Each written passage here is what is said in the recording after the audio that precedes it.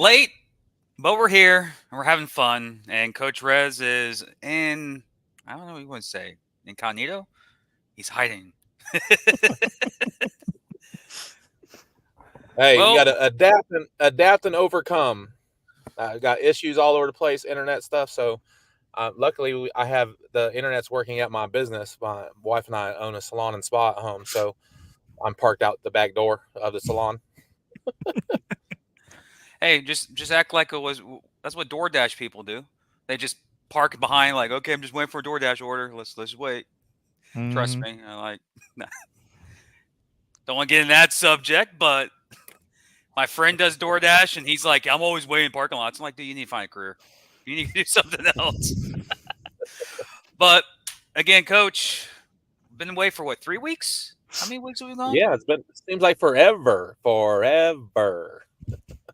No, not that really much. You were on the show last night.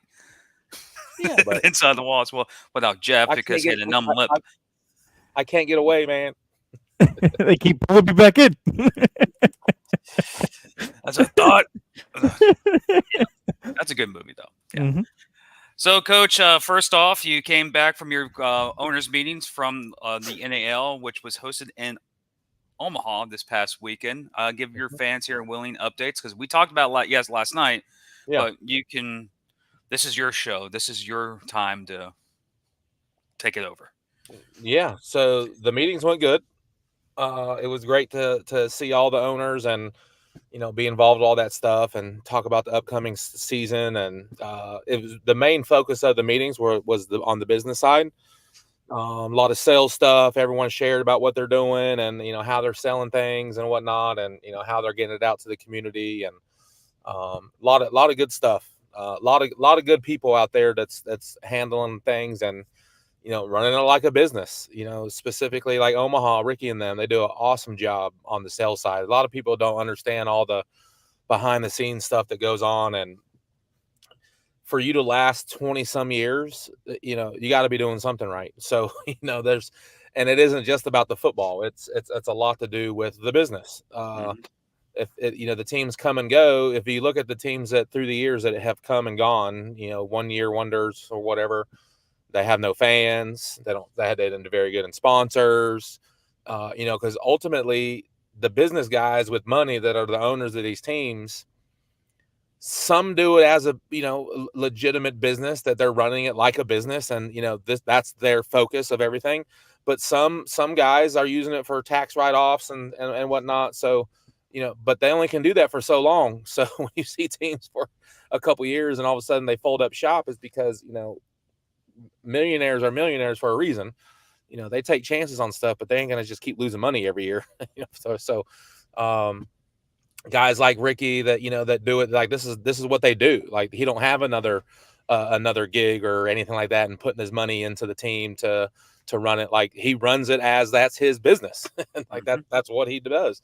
And they do so much in sales. I think they were saying something like over 500,000 in sales or something like that a year. Like, that's freaking awesome. To do those things. And we did well on our end, but it wasn't anything like that. So it's when Chris, our owner Chris, it was Chris Duffy and myself were there, and to see him like listening to some of the stuff, and he's like, man, like we're on the right path, but we just ain't doing shit yet. So and it's like one of those things. It's like we just keep grinding. I feel like we have a really good foundation that we built in Wheeling. I really feel like we're going to have the support from the community and from the valley, Wheeling, all the surrounding towns. Um, going forward, I think it was some, I wouldn't say growing pains for us, but it's one of those things that we had to really show that we were doing what we wanted to do, and everything we said we were going to do, we did.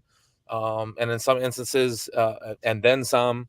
Um, just a lot of different things, man. I'm excited for where we're going. Um, from the league standpoint, it's growing. I think we're nine teams. There is that 10th team. It hasn't been announced yet, but they've kind of hinted there was gonna be 10 teams. Um, if I was a betting man, I'd say that we would have more than 10 teams. So there's just a lot of stuff going on, and it's going to be exciting, from a travel standpoint for us. We're going to have a lot of close teams to be able to travel to. Yes, they'll be in actual venues. So our fans, there's going to be a couple opportunities where we'll be able to take some fan buses to some games, which would be pretty cool. I think we could pack a bus or two easily, with our fan base. We got some really good fans, and to be able to show up and show out on the road, when we go to Harrisburg and we go to Carolina, first of all, you're not going to want to miss those games anyway. So you're definitely going to want to see those games. And so my wife is telling me the internet's back on. So at the house, of course. But you're definitely not going to want to miss Harrisburg games and Carolina games in person. Those will be fiery. It'll be fireworks. It'll be electric. I feel sorry for them when they come to Wheeling because it's going to be tough and they're not going to really know what to do. It's going to be crazy loud. We're going to be packed. I would be shocked. We did really, really, really good for our first year team and coming back in the area from a fan perspective, from, attendance wise. I wasn't satisfied with it. I wasn't happy. I was more disappointed, but my expectations are higher than, where everyone else was thinking them to be. Everyone felt that we crushed it and did really good for our first year. And we did. I'm not going to knock it. We did, but it's not where I was wanting it to be. I want our owners to be able to be rewarded for the work that we're doing. And I think it's coming. But this year I would be shocked if we're less than 3,000 fans a game. Like I would be dumbfounded if we had less than 3,000 fans a game on normal games, not championship game, not playoff game, regular games. We will be sold out. West Banco Arena will be sold out at our home games. It's just a matter of when it's going to happen. And we hope it's sooner than later, of course. But 5,000 fans ain't hard to fill. When our marketing strategy this year, we focused it in Wheeling and some of the surrounding more, closer areas. But there's about 60. I got a list of like 67 towns within an hour radius in any direction from Wheeling that can come to Wheeling and come support what we're doing. So that when you look at it like that, that's a lot. Now I already did a lot of stuff and was already busy with things. So we're adding more work, but it's good work. It's productive work, is the right way to say. So it's for a cause. And as we bring on some more people for some sales stuff, and now we can start targeting different areas, because obviously I can't do it all by myself. So we have to have some good people on board doing that. Which, from the league standpoint, I've been in the NAL, since 2017. I was in 17. Then I was with the Havoc in another league in 18. Then I came back to the NAL in 19. Then you had COVID, and then was in the NAL in 21 and 22, and then took 2023 off. So to be back in NAL is exciting to me. I enjoyed my time in the NAL. Met a lot of great people in the cities and the different teams and whatnot. The fans in every city. That's what I missed like this season coming back. Yes, the football part was awesome. Yes, putting on the show at home was awesome. But to be able to go on the road and interact with the fans from the away teams is just a whole nother dynamic that we do with the arena games that I love. That's why I keep doing it. Just the overall, experience for myself personally. But some of those fans, you gain more fans. Like, yes, they're away teams, but they'll watch us when we're playing a game and their team's not playing.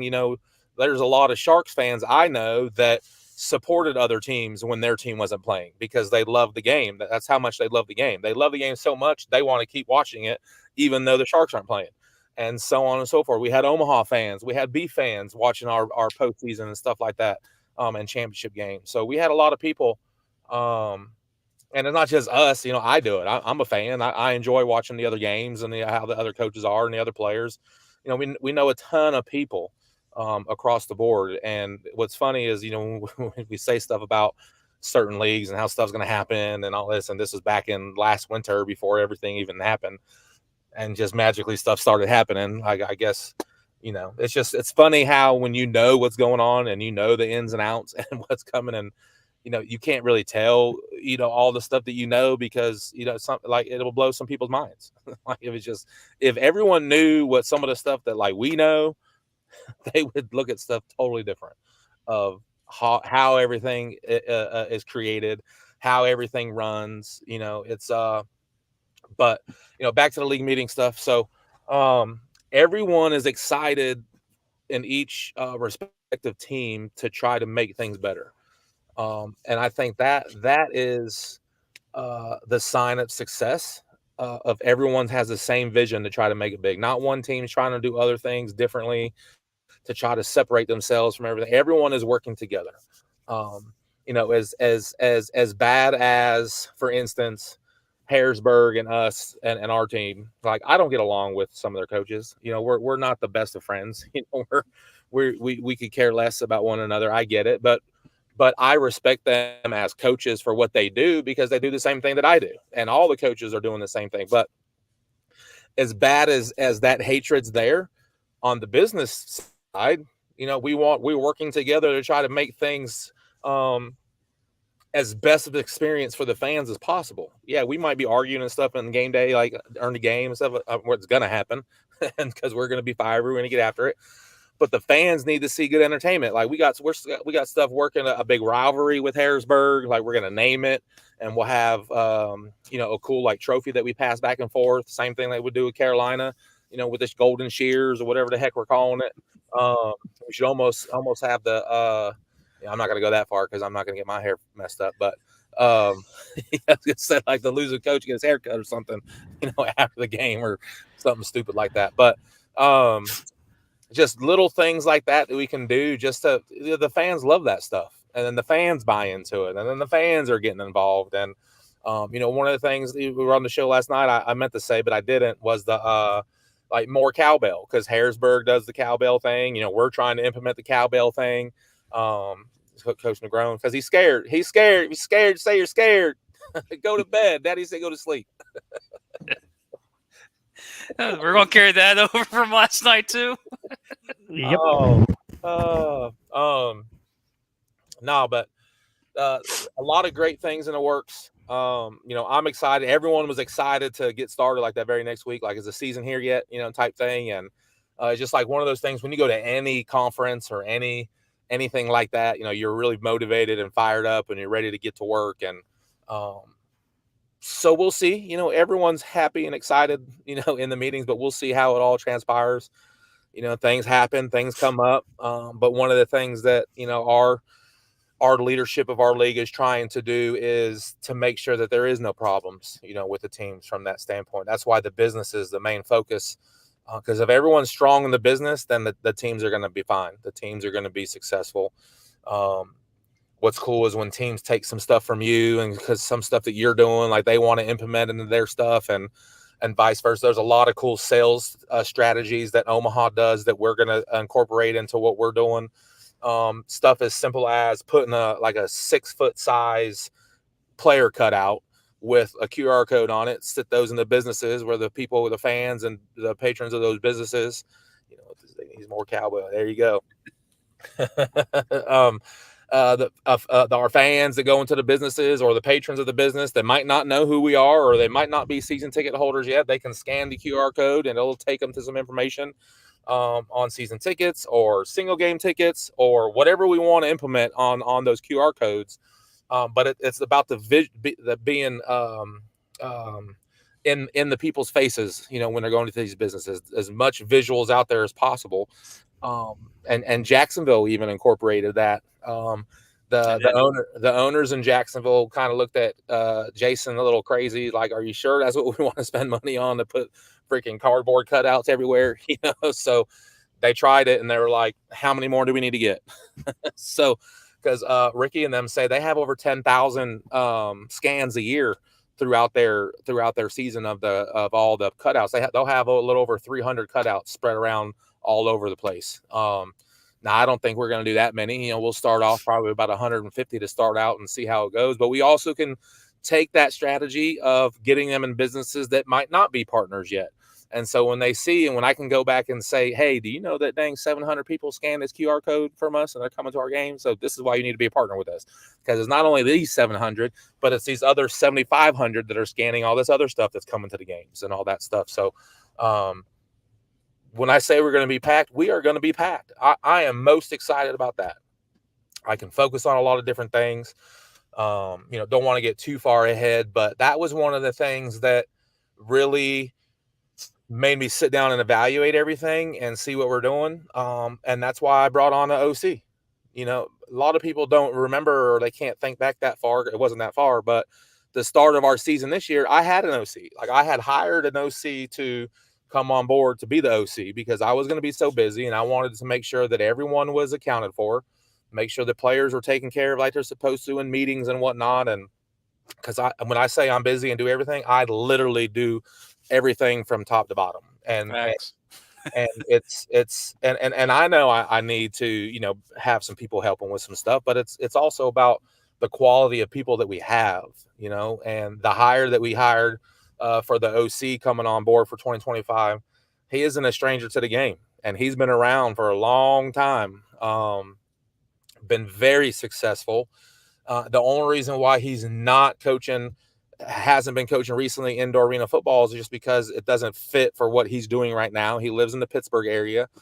So it just doesn't make sense for him to move to go coach arena football far off somewhere. He's coaching high school football. He's been very successful high school football coach in the state of Pennsylvania.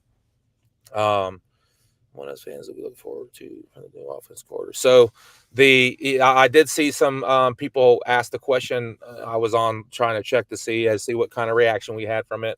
Some people were asking, what happened to the last OC? Why are we making a change? And it was like, it's crazy to me. But in any event, I was the OC. So, we weren't successful offensively because of me. We had an awesome quarterback. We had a great offensive line. We had a slew of receivers. Running backs were solid all across the board. Like, we were pretty solid, and we were prepared. And Grant took up the slack for me, some stuff on some film and meetings with the offense, and he took charge. A lot of that stuff, and that helped out. I met with him some, but the players really did a good job. I let them know what we need, what I want them to pay attention to, and then they police themselves and they handle it. But that was the same if you notice anything with our team. Like, we are a tight-knit group. Like, everyone supports each other. There isn't a lot of individuals, and that was most rewarding. So to be able to duplicate that going into the NAL is going to be huge. So when I say, we got to jump on everybody with the team that we had, because yes, it'll be our first year in the NAL, but it won't be our first year as a team. Like, we will be very experienced. Will be the teams that can come together the fastest in camp and build that continuity and really have that family atmosphere going into the season. Like, they're tough to beat, and we already got that. Like, we have it. So we add a couple more pieces to the puzzle. We obviously want to upgrade some stuff, and upgrade isn't really the right word. It's more of, building to what we already have, just adding and just building that depth from if we sub in a fourth or fifth receiver, it doesn't skip a beat. Everything keeps it moving, and and we were pretty solid from the skill position standpoint. It was more so our bigs to make sure that we have a good depth and all around for that. We're going to have the one of the best defenses in the league. Coach Mott's going to do a heck of a job with them. He's coming back. I'll put a release out for him about coming back and all that stuff. But I wanted to make a splash to start everything before we announced any players, before we did anything, to put out there about the new OC.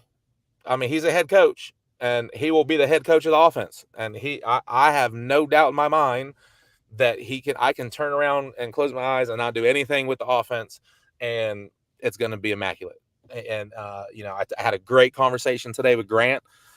So we're still working on some stuff with him to try to get his scheduling out. I said his wife Megan was listening on the phone too.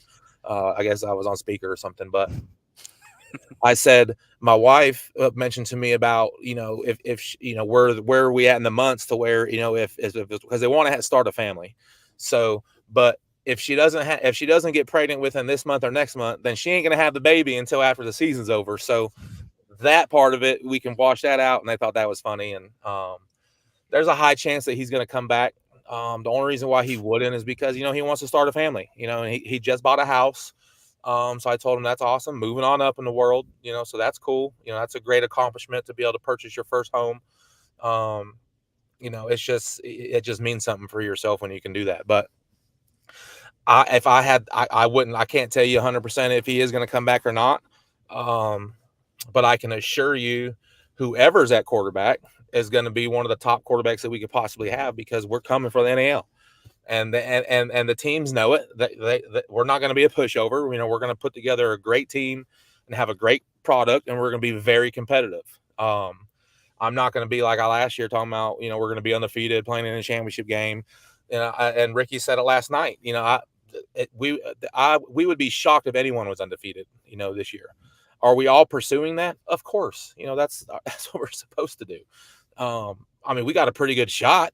Everyone's got a pretty good shot right now.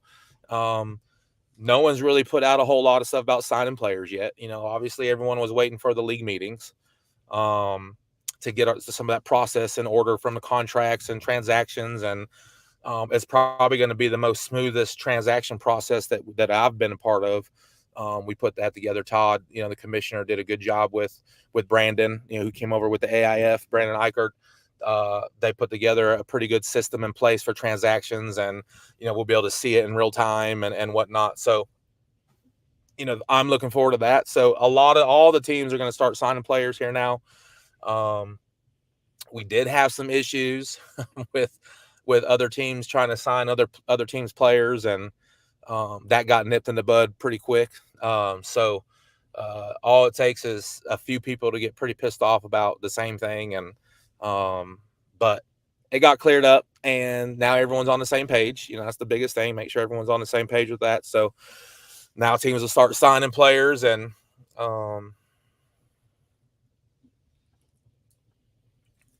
yeah, we can come up with some stuff. There's all kinds of stuff that we can do. One of the things that I'm looking forward to is, now that we got some players locally, we got players moving, players that were on this past season's team moving to the area. One of our offensive linemen, Brandon Thorpe, he moved to the area. He got a job. He's also coaching high school football now at one of the local high schools, at Bridgeport High School, coaching offensive line there. One of our DBs is going to be moving there. So when you create that atmosphere and culture where players, they don't really want to leave and they want to come and make this part of their life, and if they get picked up somewhere at a higher level, great. If not, then they can focus on building their life and still play for 3, 4, 5 more years, at a high level, because we're going to be around a long time. I'm looking forward to it.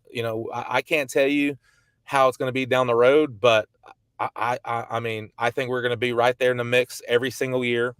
I was talking to a player today about, this past season being, for me personally, competing for a championship 4 out of my last 5 seasons.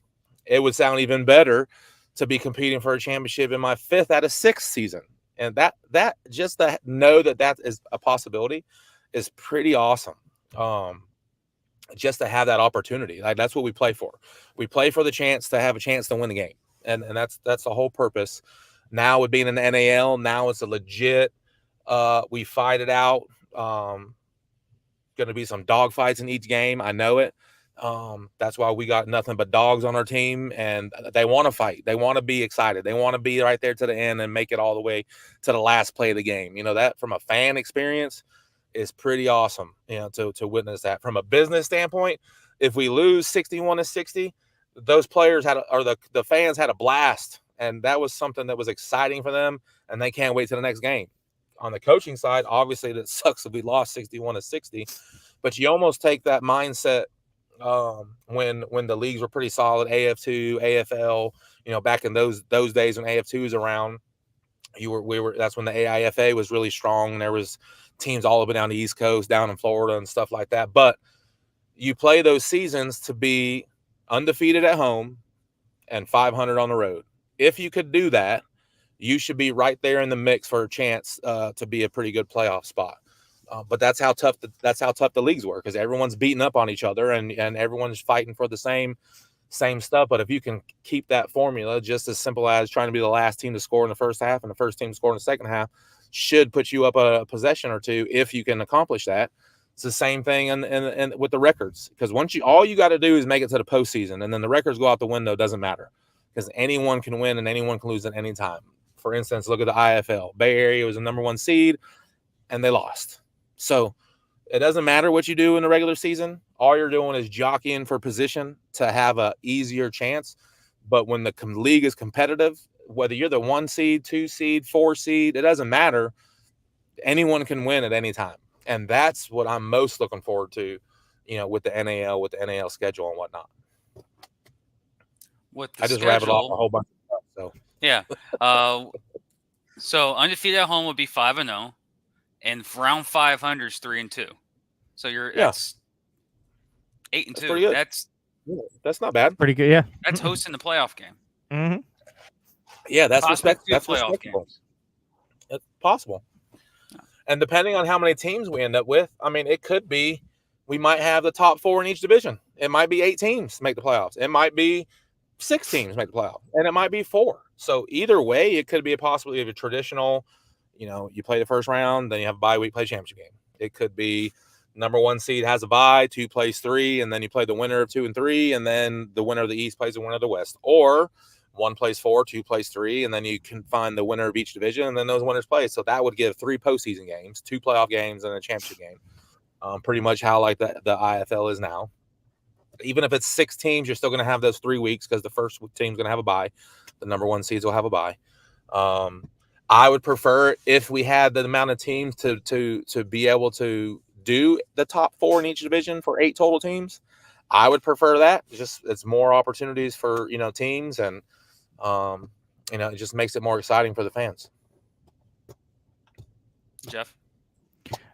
I want to touch on the new OC hire. Like, I absolutely love that. Anybody that can average 60 points in their entire career in indoor is unbelievable. Expect the scoreboard to be lit up. Like, he's a mastermind when it comes to, and seeing you two being able to work together is going to be amazing because you both have offensive minds, and it's going to be ridiculous to see the amount of points that we're going to be able to put up on offense. Yeah, and we got the pieces around them. We have the weapons. To be able to, and even for him, like when we talked about it and everything, and for him, like he don't want to be a head coach. Like that's not what he's looking for right now.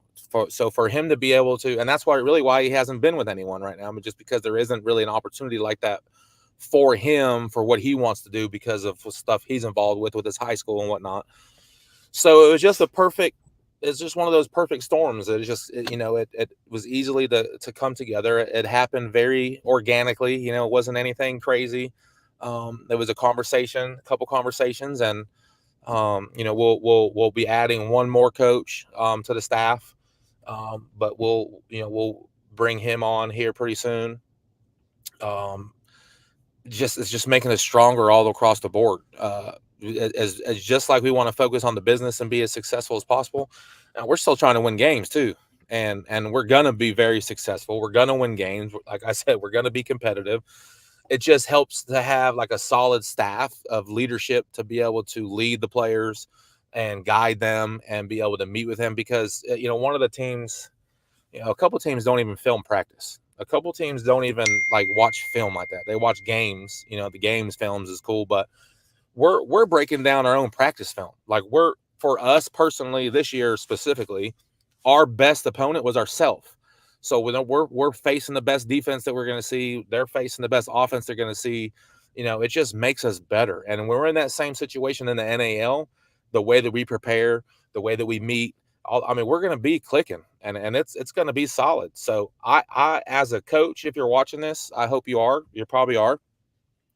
You better film practice. You better pay attention to what you guys are doing and coach your guys up, because not being prepared is not what we're going to be. So, I'm when I heard some of that, I just thought it was crazy to me, because as much as we meet and as much as our guys are, go through film and all that stuff, I just don't see how, you can even have the success that you're striving for if you're not preparing to be there.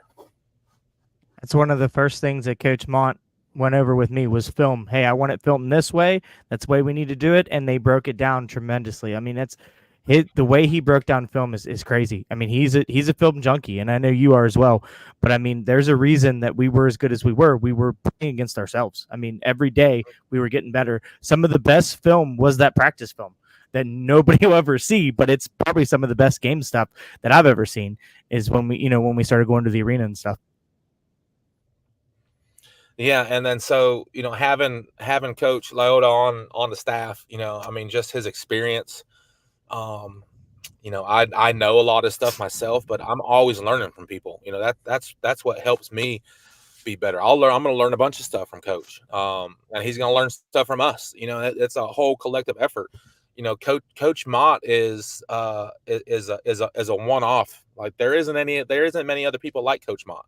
Like he's his own person, and his desire and his drive and his demeanor. Like he's trying to be the best that he can be at anything it is. I mean, we could be playing pickleball and he could be breaking film down and trying to make sure we're lined up where we're supposed to. That is everything. It doesn't matter what it is.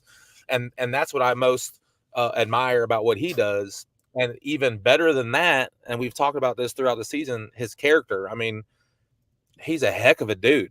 And so you want guys that do things for the right reasons, and they're fun to be around. We're going to be around each other all the time, so you don't want clashing personalities and whatnot. But it was awesome working with him. So adding another coach like Coach Leota coming on board with us, I mean, he is just that way. I mean, he hasn't been as successful as he has just because of a snap of a finger. I mean, he's worked hard at it. I mean, he's just as a being prepared for things as anyone. Just the film. I mean, just the whole aspect. I mean, he's a coach. I mean, he's a pro coach. Like that's what you're looking for.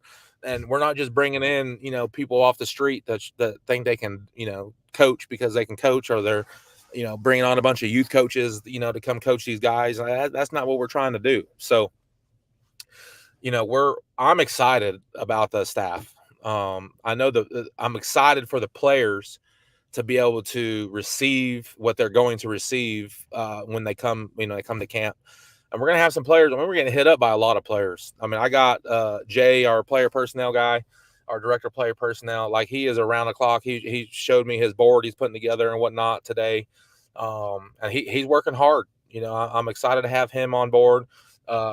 Another one that came on with us about halfway through the season. I mean, he was kind of helping throughout the season or whatnot, but he'll be coming on board with us. Ben McToy's another big guy for us with player on the player personnel side.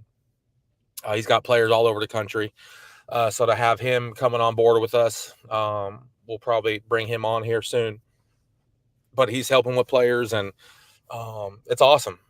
Just what we're putting together. I'm looking forward to. The players had a great time, this past season.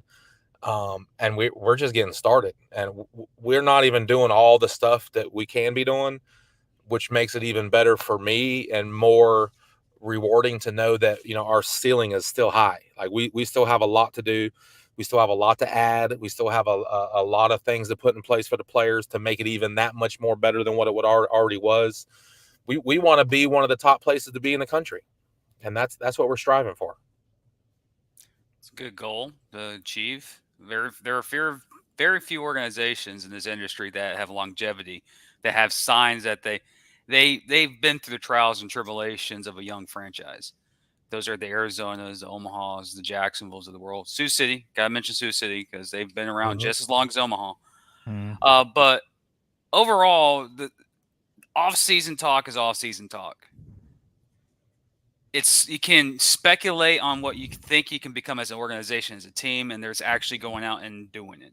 You, this time last year, were preaching the same stuff, and you actually freaking did it. Like everything. When you say you have too much on your plate, I remember me and you walking to the arena at like 11 a.m. on game day. I go, Jesus, man. Like, I would have just said F it and just threw my hands up and just walked out. Like, when he's saying that he has a lot of stuff on his plate, ladies and gentlemen, he ain't joking. Like, holy crap. But now I know it was a championship game, and we still did. Jeff, you can attest to this. We we did everything the same. We did everything the same Mhm. that we done every game. We didn't change anything. So you know me too, what I deal with on game day and everything I do. I actually had time, as busy as I was, I had time to go meet my family, and Jim came along and we ate lunch. I had never been able to eat lunch with my family like that, or anyway, I was never been able to just break away and go, eat lunch, take 45 minutes, out of my time to go eat lunch like that. And I had a lot of family that was there, so Jim and I got stuck sitting off by ourselves on a side table. I was a little PO'd about that, but it is what it is. But it was cool just to be able to do that. And but as busy as I am, to know that I was able to take some time off, like it was still busy. Like Jim was like, I don't know how you're doing all this, and sometimes I don't really know.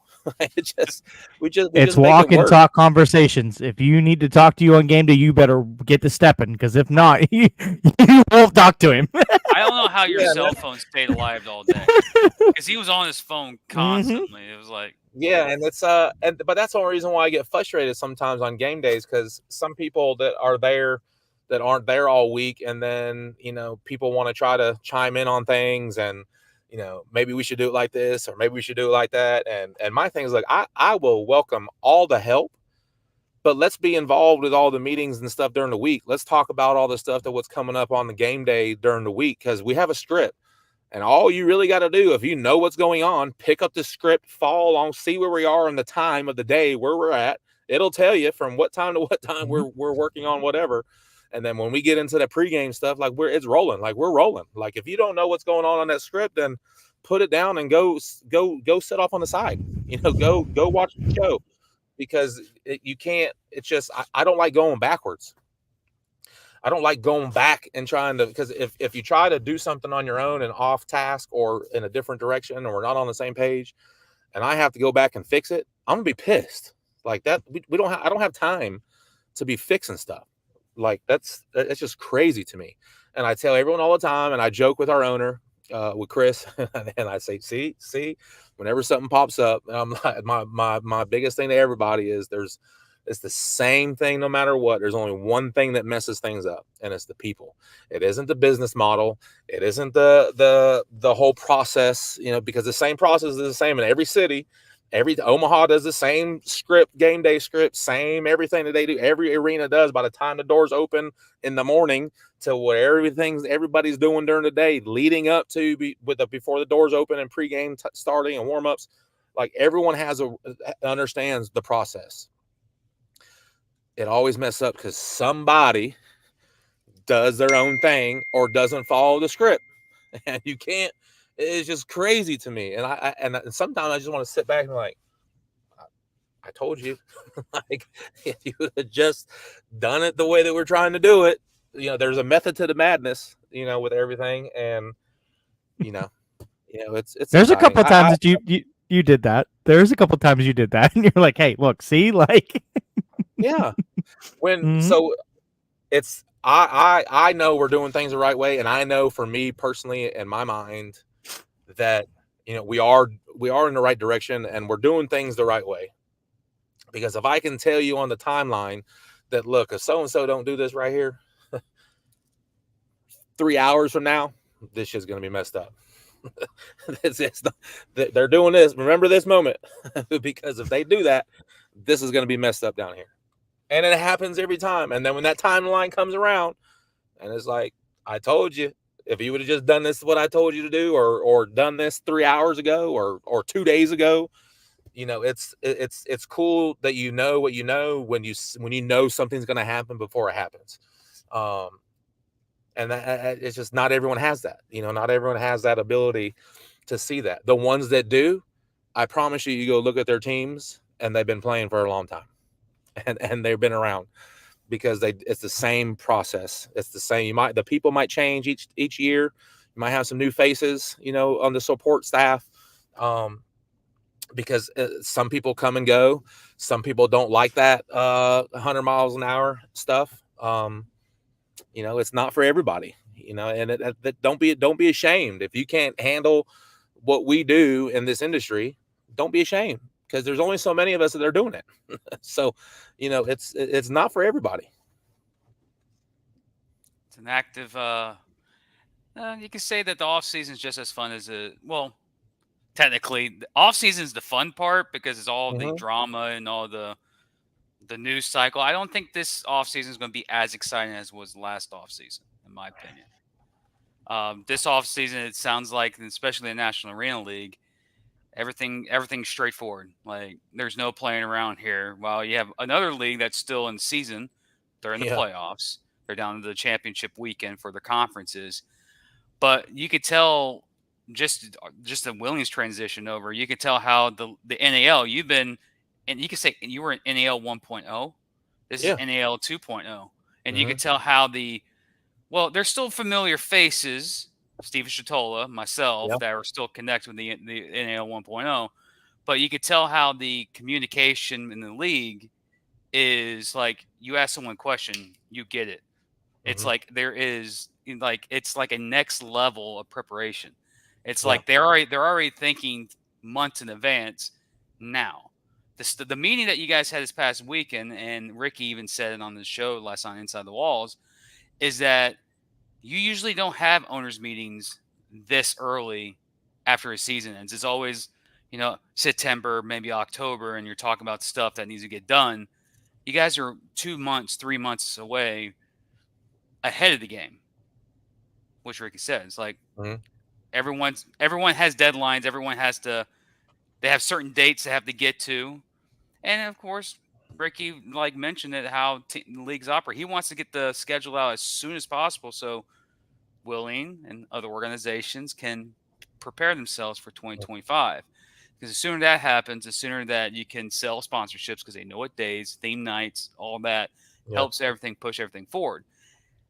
NAL 1.0, not so much. Everything was like, let's just throw something against the wall and see if it sticks. This NAL, it's a tight run ship. Mm-hmm. That's just based on my observation and working in the industry. Yeah, and there's a lot, and everyone's held accountable. Like everyone has Sure. their role. Everyone has their role, and our owners that are in the league on our calls, like they're not ashamed to say what they need to say and speak up if someone's not doing what they're supposed to do.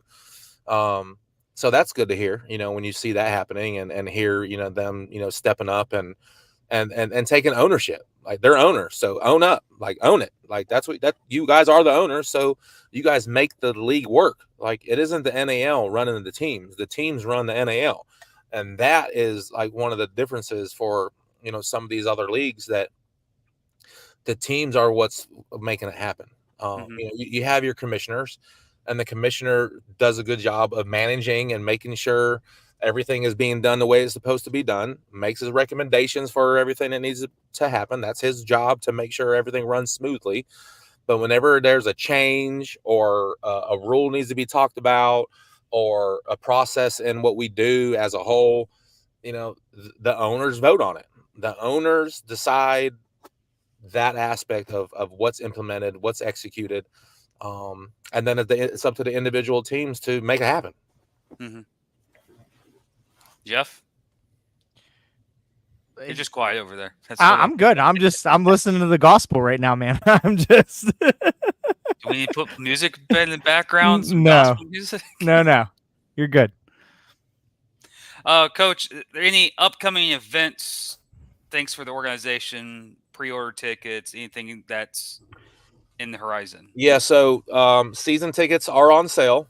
Our main focus right now is getting all of our current season ticket holders renewed so they can keep their seats. We are welcoming new potential season ticket holders to purchase their tickets now. Doing so now allows them to stay in the 2024 pricing. So if they buy their season tickets now, they're paying what for the 2024 season prices were. That will last until the end of August. So September 1st, our new pricing starts, which it's still great pricing. I mean, it's only if I had to give a number, you're looking at probably $5 per game added to it. So it's not not crazy. If you look at some of these other teams, ticket prices that have been around a long time, like some of their ticket prices are higher than ours. And so fans need to understand that it's a business, but we try to keep it where the market is. So we're not like charging something that's crazy amount out of the affordability of our area. And one thing we are going to add that we're working on, that we should have in place to be able to roll out come September 1st is, I've personally haven't done this myself, but accepting payment plans on the season tickets. So to be able to market, purchase your season tickets for as low as $20 a month, that's got a ring to it, to know that you can pay a deposit and then pay monthly for your tickets leading up to the season. I mean, it doesn't get any better than that. We can all afford $20 a month towards our season ticket. Like that's not difficult. And if it is, well, you got a chance to save up to be able to pay monthly for your tickets. You don't have to pay the whole amount up front. And we got a great ticket staff at our arena that handles that stuff for us, and so we're working on that. So that'll be pretty cool to offer. Hadn't had too many people ask about payment plans for season tickets, but then today I had a couple people mention it. So it was like, yep, it's actually. I'm glad you mentioned it because it's already being put in place, because I'm anticipating that just from whenever there's someone or multiple people that I wouldn't say complain, but they have their 2 cents on stuff being too expensive or stuff like that. You got to be able to anticipate your buyers of stuff that you got to adjust to be able to fit them so they can still be a buyer and still purchase tickets and do that stuff. So we got that coming up. The way the season is going to shape up right now, I'm pretty strong that our first opening weekend will be March 1st weekend, that February 28th weekend, which February 28th is a Friday. Saturday is March 1st. That's what we're all shooting for right now. As long as all the dates and everything match for the arenas and all the prospective cities, that shouldn't be a problem for us to start there. So we're pretty tight for our personal home games in March with hockey and everything else that's going on. So we got to be a little creative with some of that stuff. But so camp for us, we'll actually start camp if it plays out that way. And we really won't know until the schedule comes out about early September or so. We should have our schedule about mid-September. I would be safe to say that around that middle of September time frame, we should have a schedule. So we're shooting for that. So based on that, if everything plays out the way we think it is, players will report that February 8th weekend. We'd have our physicals on February 10th. Our first practice will be February 11th. And then we are actually going to have a season ticket pickup party again. That was actually a pretty cool way to kick off our season this year, to see the turnout, for the fans coming to get their tickets. And it was pretty nice to see. It was a pretty good event.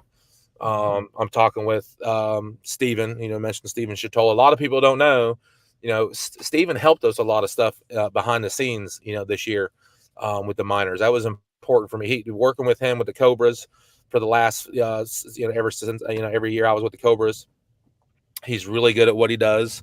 He's got a chance to work with the Jaguars for a reason, because of the stuff that he's able to do. So to get him on board to help with some things, was able to help me with a lot of different things. It was a time where, Jeff really jumped in and helped out with a lot of graphics and stuff. And, you take a little bit more credit for some of the stuff that you can do, Jeff. You're pretty good, man. But he jumped in with a lot of graphics and stuff like that, and everyone loves his stuff. And it's just the people like that we have, working with us is pretty awesome.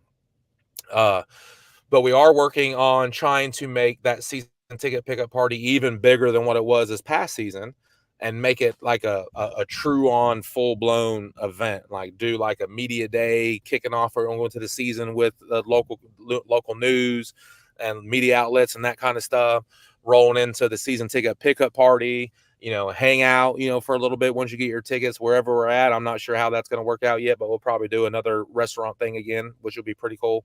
And then we will actually do our ring ceremony that same day at the same place, so everyone's involved, so the fans can be included in that, which will be pretty awesome. Because the reason why we're able to do that is because majority of our roster is coming back, and so to be able to implement that into that day, it'll be pretty special.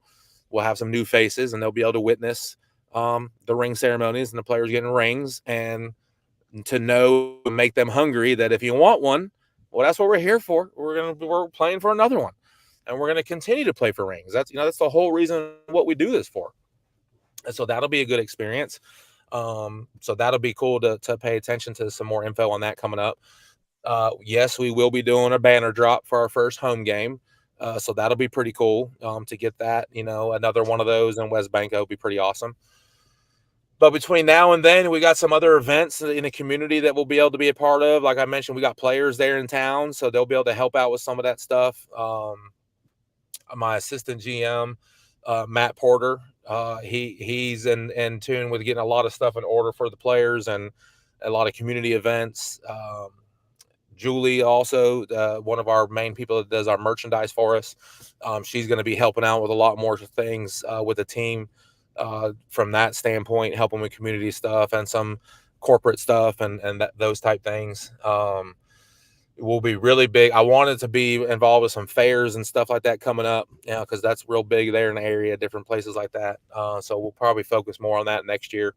But my main goal of some of the stuff I want to make sure we're a part of is, all the Christmas parades and all that stuff that'll be coming up. That'll be pretty cool to get out and, into the community to do that stuff. And we're going to be busy in this off season. I mean, we already are. I'm excited. I talked with a few players today, talking to some yesterday, some of our returning guys, getting contracts out to them this week, start getting some of them signed up for, 2025 and get them locked in. There are some players that are out there that are currently with NAL teams that we're going to hope that they're still available. The date was October 1st, but at the league meetings, we voted on as a group to move that date up to September 1st. So all players that are in the NAL on a current NAL team are restricted right now. We can't talk to any of the players that are on other teams that are not on our own until September 1st. But once September 1st comes, then any of those players that play with the NAL team this past season are free to sign anywhere they want to if they hadn't already signed back to their current team. So, for instance, if there's a player on Omaha that wanted to come play in Wheeling, or somebody that we wanted and they didn't sign back to Omaha for 2025, if they were still available come September 1st, then they could then sign with us in Wheeling. And that's like that for any team that's out there. So there were some good players in the NAL, and we got our board set up for players that were playing in the IFL this year, players that playing in the NAL this year, players that played in other leagues that might have like some lower stuff, like in a league like ours. There's like 4 or 5 of our leagues that are bouncing around out there, and just have a breakdown of the players and have a list of guys that we want to try to go after. Jay and Ben are doing a good job of keeping track of anyone that gets signed, so we just cross them off the list if they get signed. We are free to sign anybody that has not played in the NAL or not attached to an NAL team. We can sign anybody that's out there, any free agent that hasn't signed with a team yet. We can sign them. They're free to be signed. So, and then our coaches. So all across the board, it's a lot of cool stuff. It's a lot of moving parts, but I enjoy it. Coaching high school. I finally got to get close to the house. I was driving an hour every day to practice for high school. It was a little rough, but I enjoy it. I mean, I'm 24/7 football, literally. So, and doing the stuff. So having the people in place like Matt and stuff back there. We're driving up this weekend, take care of stuff. We just moved offices. So I'll make sure that's kind of stuff gets in order. Sarge and Matt moved all that stuff over to our new office. And, so just to have good people involved, to know that you can count on people to take care of stuff for you is awesome. You don't have to worry about people trying to backstab you and try to do different things like that, because it's happened. It's happened to me on multiple occasions. So that's why I'm kind of, I wouldn't say standoffish with people, but you got to really understand what people's agenda is and what they're in it for, to really determine, is that if that's someone you're going to want to be with you, growing what you're growing, because there is people that, they're in it for the wrong reasons. And sometimes it takes you a little bit longer to weed those out, but once you can get it cleaned up, then everything runs smooth. So, I noticed a lot of questions coming in, so I hadn't really been following it. Have you seen any? You've been answering them throughout the show. Okay. So, I seen the People's comment. He's a Carolina fan, diehard Carolina fan. What 5 teams are on the Carolina side of the conference? Well, they hadn't really made conferences yet, and then we won't really determine any kind of, is it north, south, east, west, until we get it finalized on like how many teams. Yeah, appreciate that about being at Starmount. Awesome school, great history. They're always competitive. We are a favorite this year to win a state title. So we're going to be fighting hard to do that. Winning a championship in high school is very tough.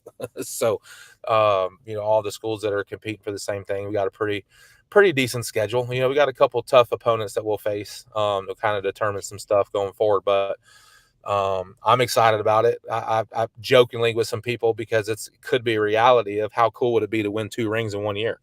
That would be awesome. So to be able to carry that back into, keeping that momentum going and rolling back into minor season again, and for the chance to just keep winning, that's why I know our games will be packed. Jeff knows, he's been there longer than any of us, that if we're winning, I promise you, it doesn't matter the league. If you're winning, and they're just being a part of it, and that place is jumping, and you do not want it when you see Wheeling on the schedule, like, dang, do we got the 2 earmuffs headsets? Can we make sure we get a pair of those? Because you ain't gonna be able to hear what the hell's going on. So we're excited about it. It gets loud in there in that corner, man. That corner's relentless.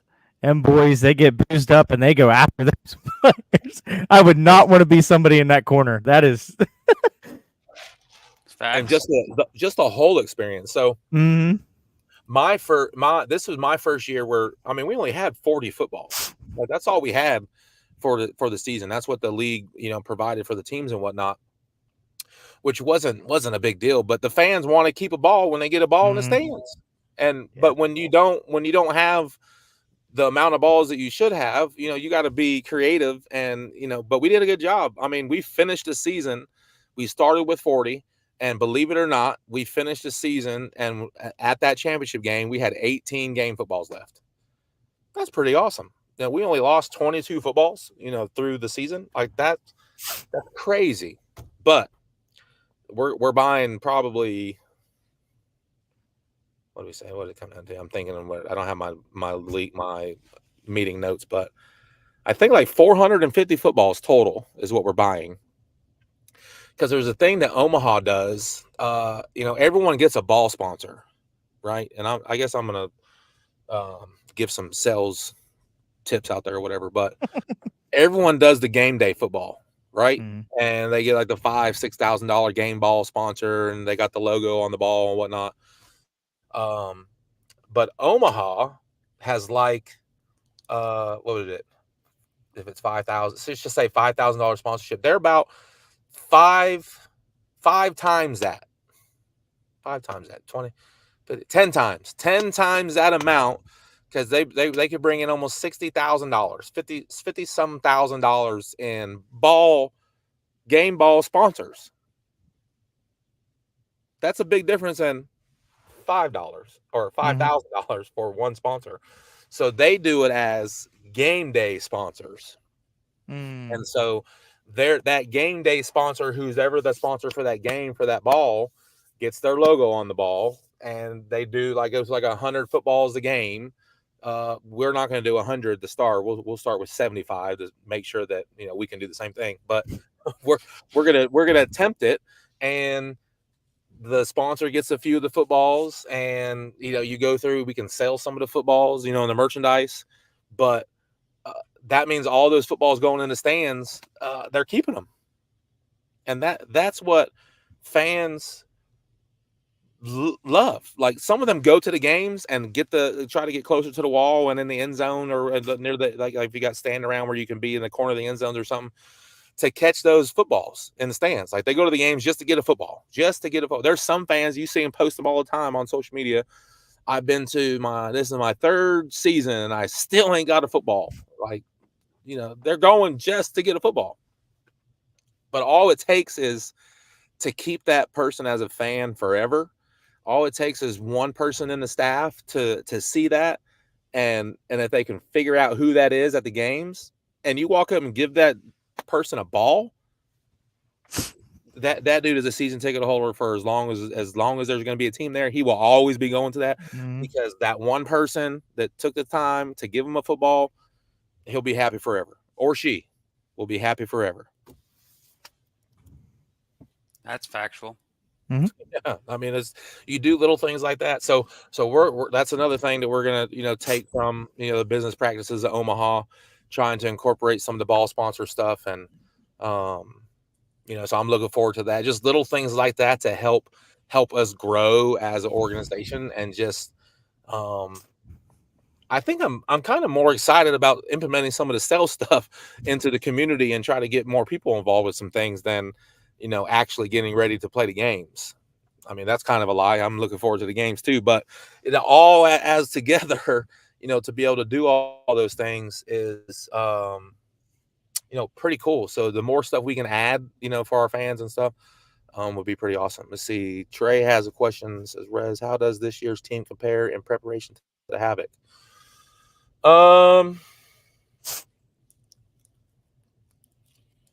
I wouldn't say, I mean, we're doing the same stuff, of from the business standpoint, from the players, from the operations, from all, as a whole, it's all the same.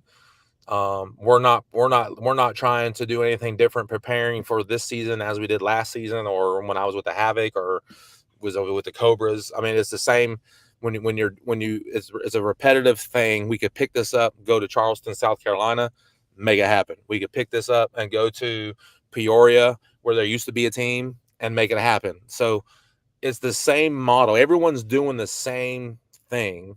Sometimes the execution lacks in some places, or more so than others, but for the most part, the plan itself is the same. Like, everyone is doing the same stuff. It's just the little things that, like, Omaha does differently than everyone else.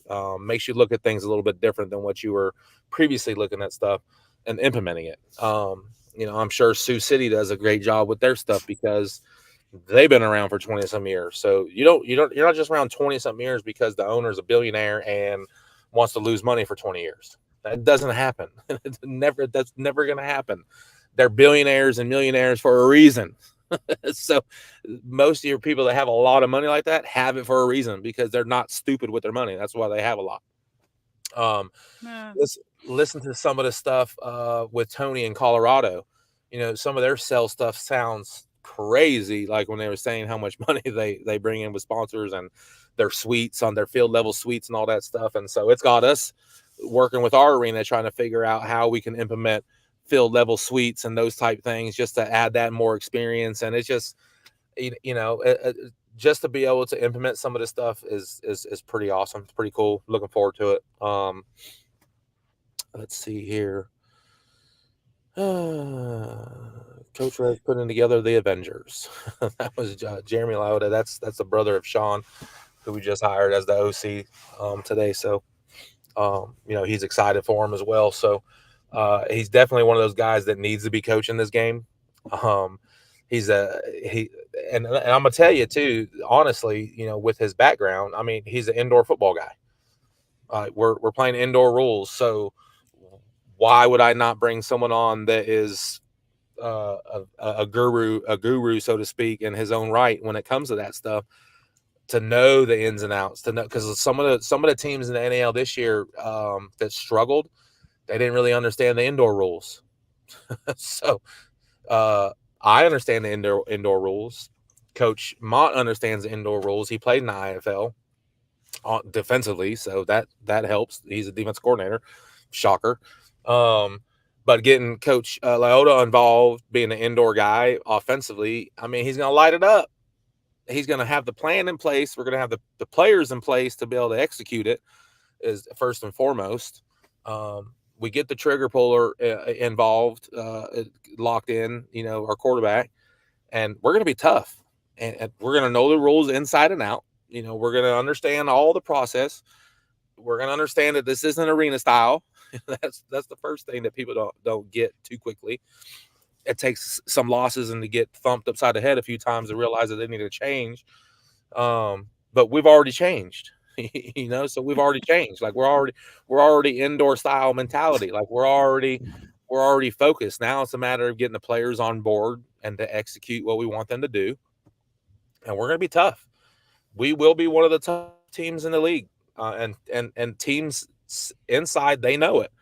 They do. That's why we all talk junk, because everyone knows everyone knows it's going to be exciting. And I'm looking forward to it. And I don't care if I'm a hated one or whatever. It doesn't matter to me. We're going to continue to do what we do, and we're going to try. We're going to try to run that streak as far as possible. We might lose in week 5 or week 6 or week 2. We're going to try to extend it out though as far as we can. So we're going to try to extend that streak as far as we can. What would be really cool if we're on the East and Omaha's on the West, and we both could end up undefeated at the end. Would be pretty awesome. And because at the end of the day of that game, somebody won't be undefeated anymore. So a lot of things got to happen to reach that. So that's one of those things that's out there in the stars, that you're trying to hope that happens. It'll take a lot of luck to make that work. But I wouldn't mind to have 2 losses and playing in a championship game. At that point, I don't care how many losses we got. If we got a chance to win the championship game, I feel like if we can get there, we got a good shot of being champs at the end of the season. So, but we got to get there first. True. And also about getting there, I have a little ad to play, and we'll discuss after it. And so it's been in Jeff's head all day. It has been. Yeah, have multiple times since then. This is something that me and Jeff and Matt are associated with, and we hope you guys got a little taste of it when I got up there earlier this year for the championship game. So here's our ad.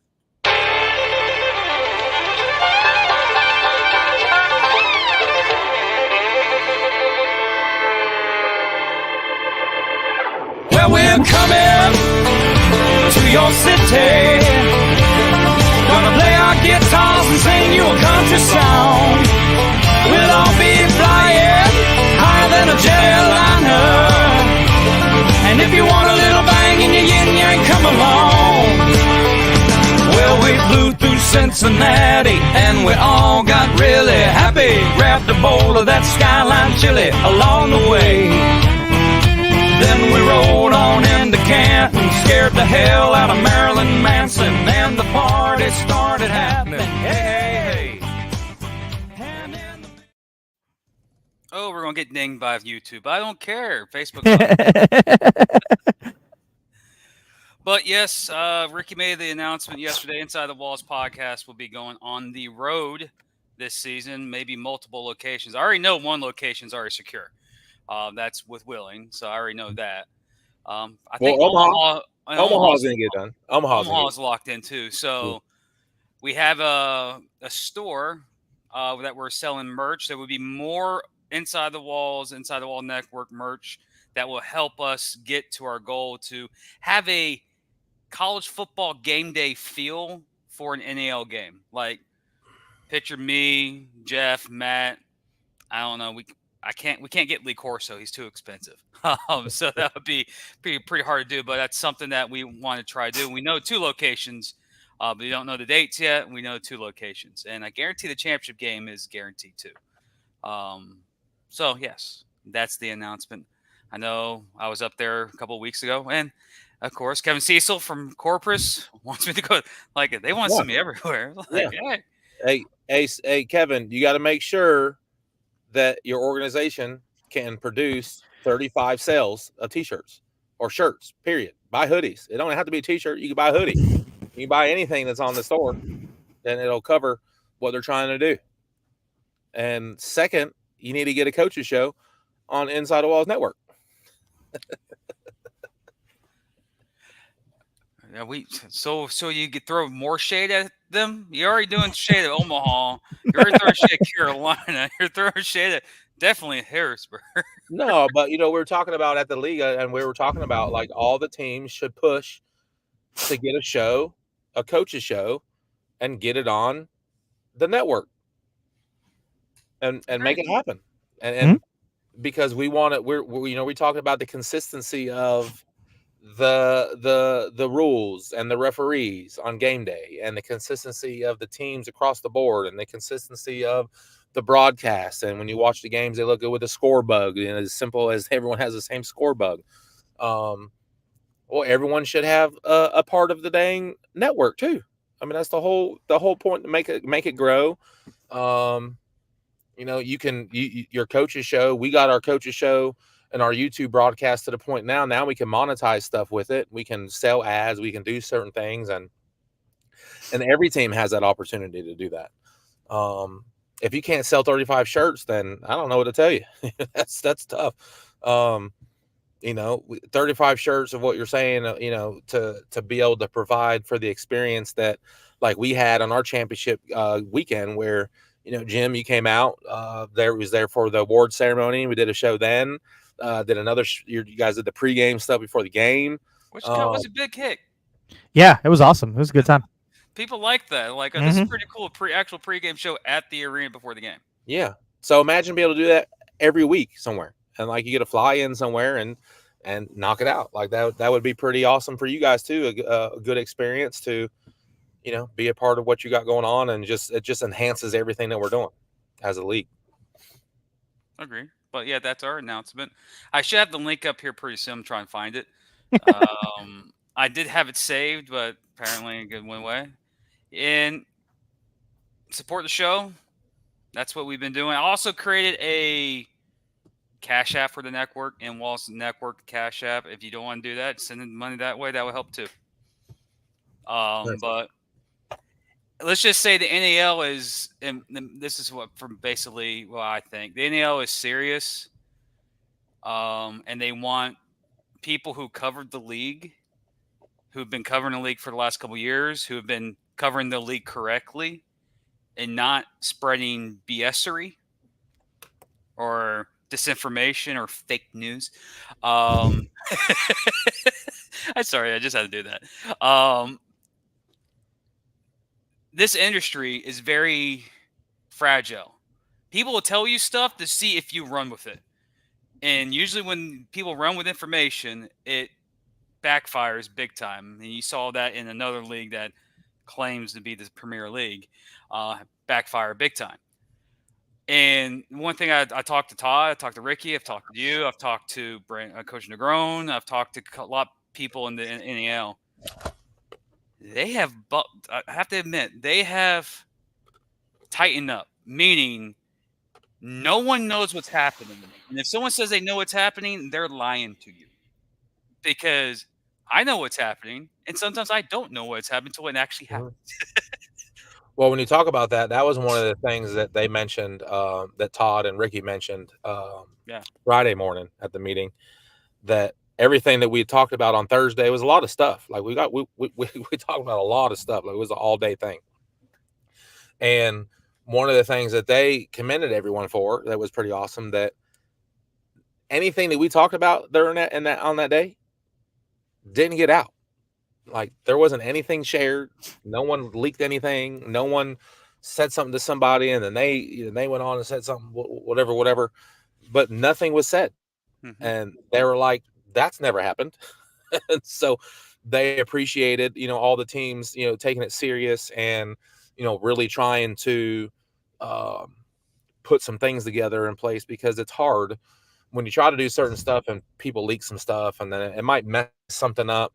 It might not allow something to come to fruition because of whatever reason, or someone tries to block it, or someone runs with it and does something else, or whatever. There's many reasons why, but the only leak that actually happened was intentional, and that was the picture of all the helmets in the conference room. That, and some people are like, is that a Topeka Tropics football? You're like, yeah, it was on table.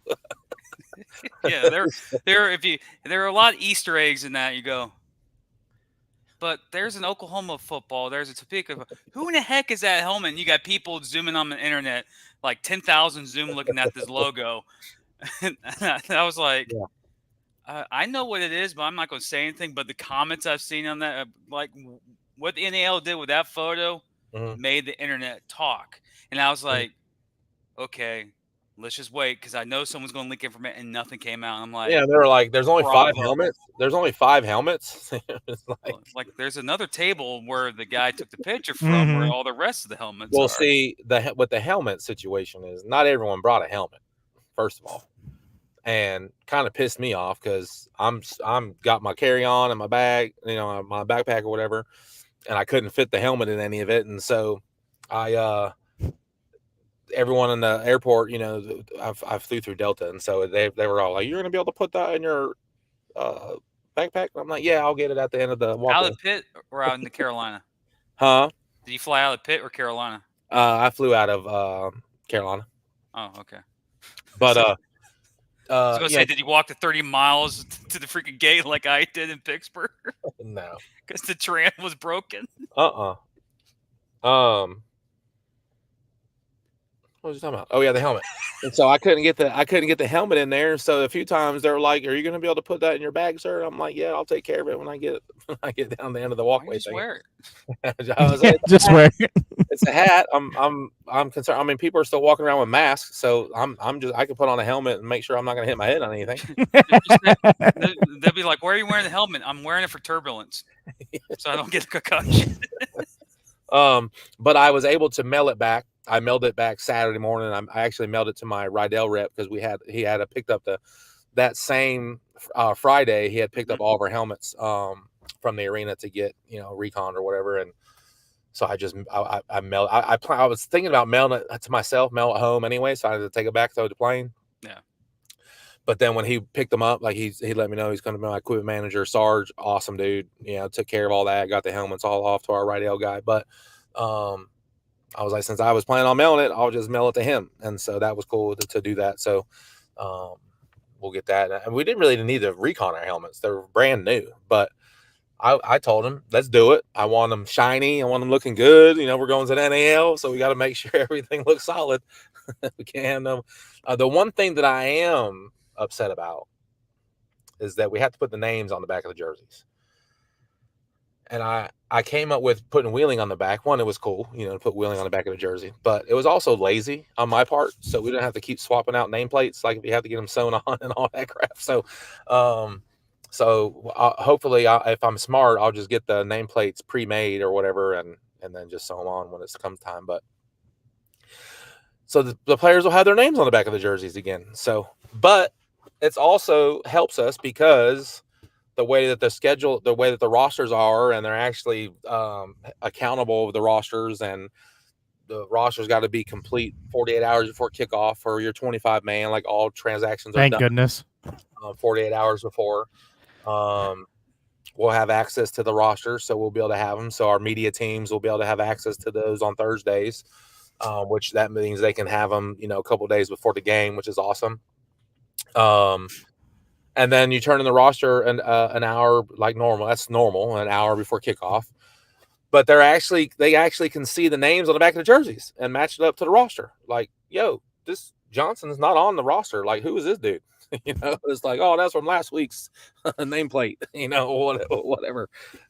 So you got to be truthful with that. You don't have to worry about ID checks and all that crap. With some of these other leagues that you got to do because people are just showing up on teams and stuff. I'm sure we had a couple players on Peach State that shouldn't have been playing and whatnot, but it didn't really matter. I guess whoever they had. But so yeah, just little stuff like that we got to pay attention to. Some different things, some op stuff. I'm looking forward to traveling to where I don't have to worry about a hotel room or any of our meals on the road because the home team provides all that for the away team when they come in. So that's pretty neat. To not have to worry about that, to just show up. I look forward to away games personally because I don't have to do anything but get on the bus and show up to where we're going. Those game days are fun for me because I don't have to do anything. I just laugh at everyone else running around, doing their stuff. So, but any event, Just optics, OPSEC, operational security. Yeah.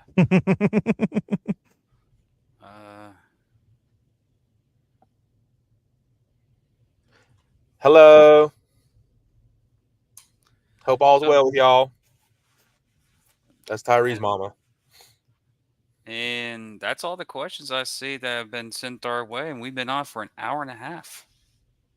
Crazy. And Ralph Junkins joins, the play-by-play announcer of the San Antonio Gunslingers. Nice. They just made a lot of the roster changes today, announcing player signings, returning signings for their organization Cool. in the IFL. Coach, before we leave, we're down to the final four of the IFL. Hometown hero Nate Davis is still alive with the San Diego Strikeforce. He travels to the Arizona Rattlers. I think that game is being played on a Monday night, and then the Eastern Conference game is the Mass Pirates and Green Bay Blizzards on Friday night. Who you got this weekend's games, and who wins? Because the next time we do our show, we'll be on before the IFL championship game, so we'll have one more show before then. Who you got playing for the championship? I would like to see Green Bay and San Diego. It's Same. two totally different teams Mhm. than what anyone was expecting, to be there. Obviously, Green Bay had a great season, but a lot of people had to say that because the Eastern Conference wasn't the greatest, this year. That's how they dominated or whatever. But they still had a. You must have been listening to my Shark Show. I know common sense from the teams, but it'd be cool to see Mass to get back because they've been out of the mix for a long time. Did they make the playoffs last year? I don't remember. Yeah, they got beat in the first round. But for them to to be right there and have a chance, it'd be cool to see them get back. Coach Stout, to make it to the championship game, would be good for them.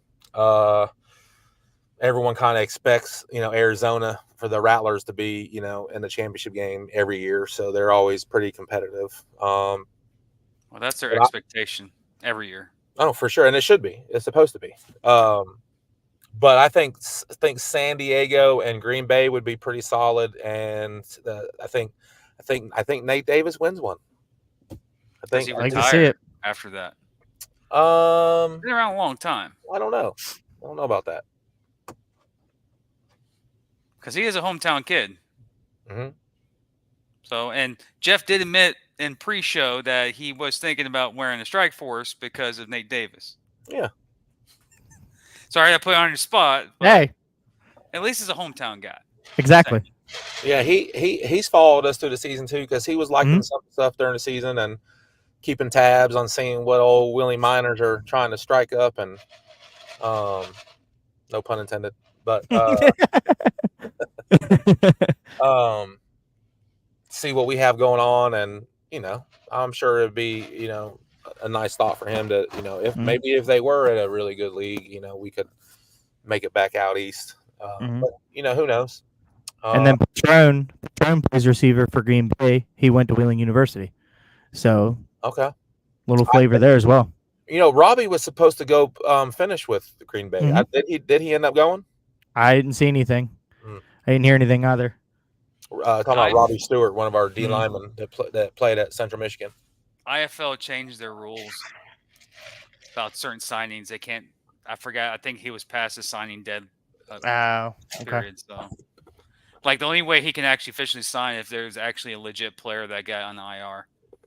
That's the only way because it's borderline to the postseason. I think that rule came in like 2 weeks before the end of the year. I think I may be wrong, but I know Jack will try and sign players and they couldn't because it was past that date. But Coach, we've been here for an hour and a half. I guarantee I see a question. What? Uh-oh. Dang it, Ralph! Not helping, Ralph. And the cure for Frisco winning the season, losing. Ooh, that's. I think. I think that's puzzling everybody. Yeah. I don't think it's puzzling anyone any more than Coach Coles, though. He's trying, Did you know that this is the first time in IFL playoff history that 3 host teams lost in the first round? No, really? The only team that won was Green Bay. They're the only one that won on their home field. Wow. Like you said, it doesn't matter if you could be the best team in the regular season. Postseason, everyone's 0-0. The record's out. Yeah. Who did Frisco play again? Frisco lost to Mass. Mass was a sneaky good team at the end of the year. Their Yeah, offense wasn't that good. Their defense was pretty solid. Their quarterback, what's Bettingfield? Yeah. Mhm. He don't get enough credit though. I mean, he's pretty good. He's pretty good.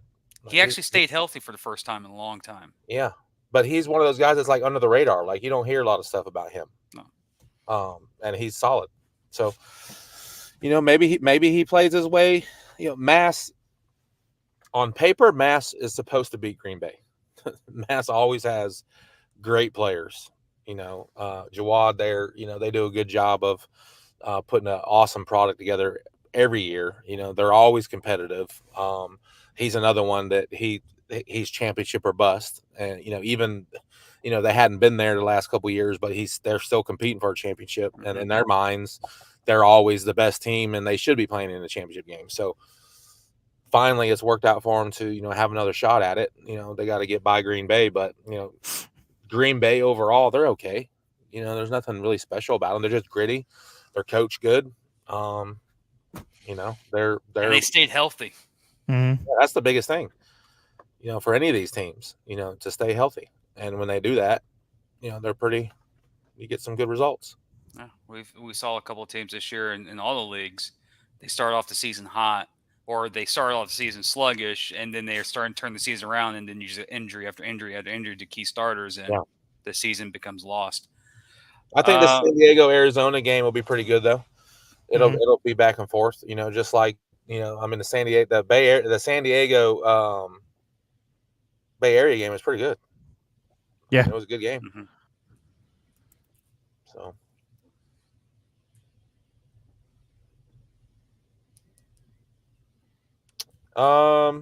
Harrisburg. I don't think there's anyone more than Carolina, but if I had to choose somebody, I'd say Harrisburg. That was easy. But you know what's funny? They'll say the same about Wheeling. You can have a tagline for the game against Carolina. Don't take it personal. It's just business. Well, hey, one thing to Harrisburg after doing that podcast as well. Oh, horns! What's the deal with the horns down? Why are you stealing stuff from Oklahoma? It's. Why?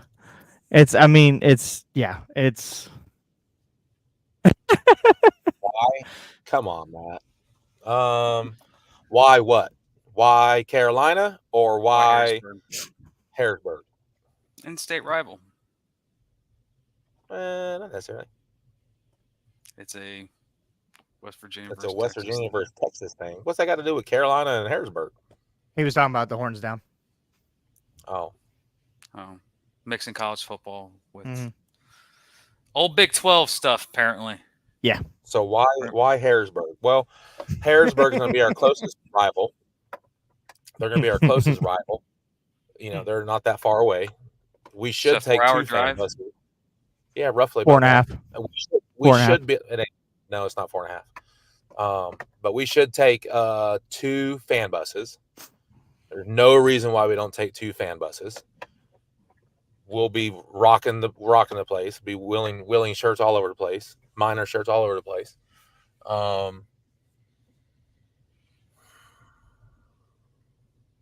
Their OC and I don't really get along too much, so I know they're going to be wanting to make sure they kick our tails. Just all that stuff. Why Harrisburg?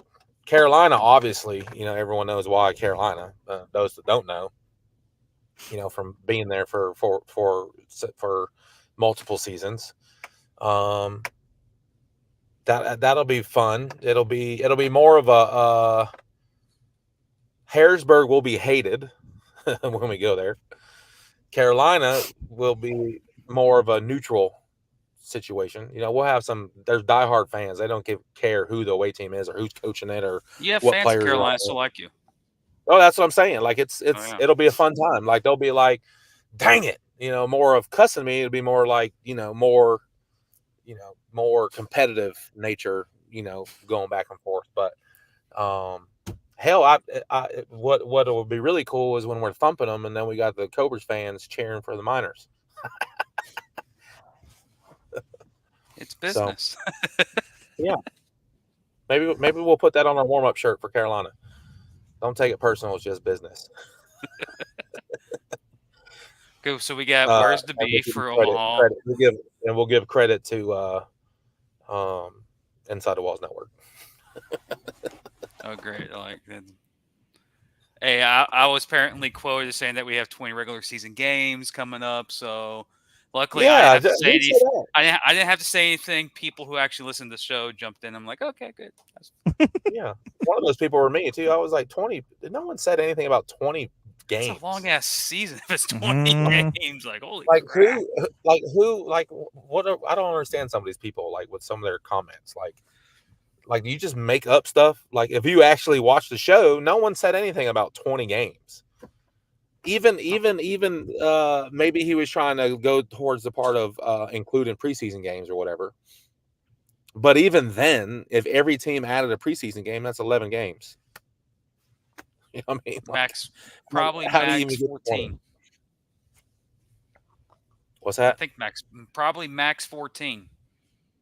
Max 14. You got 10 you got one preseason game, 10 regular season games, and if you make it to the championship game, that's probably max 14 games. That could it depends on how many things, but yeah. Yeah, it could be 3 rounds, or it just could be 2. So it can be as less as 13, as much as 14. Yeah. Spread over you know what it's not? But you know what it's not? Weeks? 20. 20. That's a whole entire month of football. Yeah, I'm actually looking forward to. I'm looking forward to starting in March and being done. Second week of June. That'll be awesome. Yeah. Also, speaking about 20 weeks, that's something that the NFL is toying with pretty soon, with the 18 game introducing an 18 game schedule with 2 bye weeks. I'm like, geez, I love football, but that's a long freaking season. Especially as a Jaguar fan, it's going to be very depressing throughout the year. And Jeff with his Browns. Yeah. So we're mathematically eliminated when the Hall of Fame game kicks off. Tomorrow. Oh, that is tomorrow, isn't it? Holy shit. NFL's here. Great. Damn, there's an NFL game tomorrow? Hall of Fame game. There'll be NFL teams playing. Bears? Who's that? Texans, Bears. Texans, Bears. Okay. So basically, someone I know that's big that went to the Bears. Keenan Allen. Keenan Allen's with the Bears.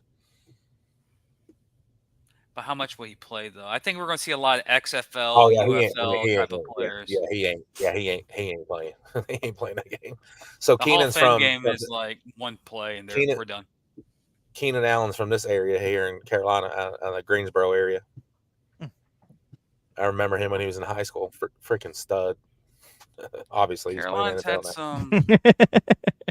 some good receivers come out of that state and went to some of the universities in Carolina. There was a really good tight end that came out of the area too. I don't know if he's playing anymore. He might not be. Eric Ebron. Remember him? Yeah. I think he's done. I think his last team he was with was the Steelers. Is that right? Was it the Steelers? That or the Jets, something, or no, Giants, I think. Well, he played at a local high school in Greensboro, and then of course he played at Carolina. But he was a stud. I remember facing him his senior year in high school. Couldn't cover that dude. He was running all over, and he was skinny as heck. Like you would be shocked on what he looked like as a senior in high school to when he came out of Carolina. Like crazy. You're like you're good, bro. It's like me, like playing football.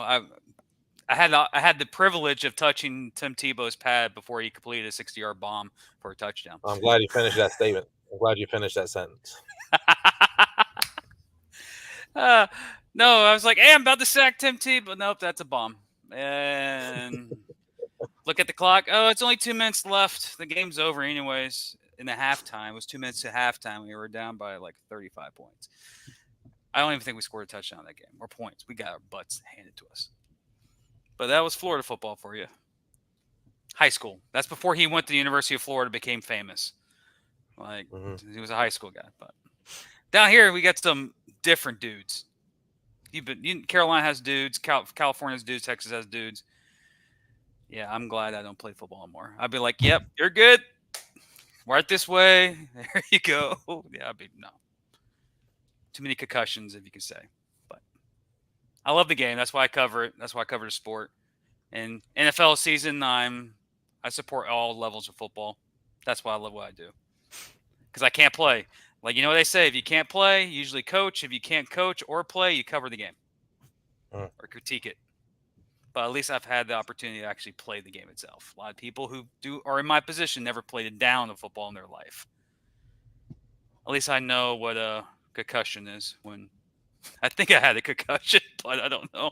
Maybe it's just me being dumb and just getting hit in the helmet because I didn't know what the play was going and ran into some dude that was 10 times my size. But yeah, I love the sport. Damn it, I love it too much. Yeah. How we still got people watching? We have 23 people live watching right now. Nice. So you think it was better if we start at 9 o'clock? 9 o'clocks are good, yeah. Because it's summertime, everyone be home on the Wednesday night. Really nothing going on. Every 2 weeks is what we're thinking about now from here until every 2 weeks. That'll give us. We should have player signings in between that. Talk about any updates on stuff that's going on. Keep everyone in tune with things and until what, January is when we go back to weekly? Yeah, I think January would be good. Okay. Maybe January, February. Well, we start in February, so we start camp February 10th. So maybe mid-January after the holidays. Get out of New Year's weekend or whatever, and about that second week of January or so. So then our next show, ladies and gentlemen, will be August 14th at 9 p.m. That's 2 weeks from today. So every 2 weeks, so 14th and the 28th. So Coach Rez can coach his offense and try and win a state title in North Carolina because North Carolina's pretty good in football too, especially high school football. I don't think are you getting used to it? No man in motion. You don't have to worry about receivers going in motion or legal defense. It's an outdoor game. It's actually what I enjoy about it. It's so freaking slow, and so I'm an air raid spread dude. So we try to go 100 miles an hour anyway. So that's my pace. Like it's perfect. So it's slowed down the game a lot when you're going back outside, and I enjoy it. I enjoy that. But no, we run a lot of motions. I do a lot of motion stuff and all that. A lot of RPOs and different things like that. So it's not. I don't really. Oh my gosh, he's in high motion. There's none of that. Anyone getting scouted on your team by any colleges?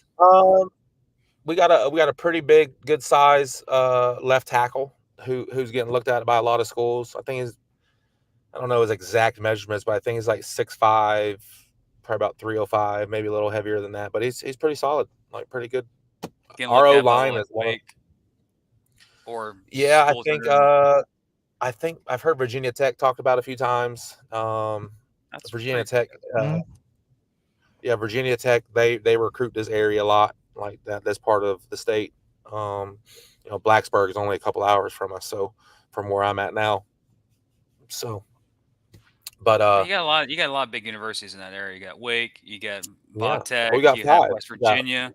Well, actually, you got if you're adding those, it's more. It's quite a bit. West Virginia, Virginia Tech, Virginia, Knoxville's right there. Then you got Wake Forest. Then you got Duke, Carolina, NC State, ECU, App State is in the in that equation. Sometimes Liberty. App State's the best. Liberty's not far from here. Yep. A lot of times App State is one of the top teams in North Carolina. They'll I think they beat Carolina before, didn't they? Mm-hmm. So they went, 2 years ago or last 2 years. Yeah, ago. they win some good games, and Wake Forest has been competitive through the last few years, and Carolina's always right there. I mean, Mac Brown's pretty dang good coach. He's getting older now, of course, but he's your motivator and manages those guys good. And NC State, has come on through the years, so it's really good college football in the state. That's not even to mention the D2 and D3 schools, and then the HBCUs that we have. North Carolina A&T, Winston-Salem State, North Carolina Central. Yep. A lot of good D2 schools in North Carolina. Some good D3 schools. So there's a lot of good football. I mean, it's crazy how many schools. Recruiting for our game is not hard in this part of the area, part of the country. North Carolina, Virginia, South Carolina. Well, Elon's another school that was Elon, named by Matt. Elon's a 1AA. And, Yep. and on the Elon's east good. side of the country, further east towards the coast, you got East Carolina. East That's Carolina. a good So you got football program too. Coastal Carolina there at the beach. UNC Charlotte. The 49ers there out of Charlotte are pretty decent.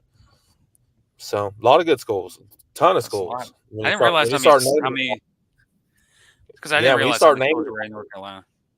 yeah, when you start naming them all, it's crazy. Like it's nuts. It's down here. It's Florida, Florida State, What's up, Jeff? Miami. What's up, Jeff? You all right? Yeah, why?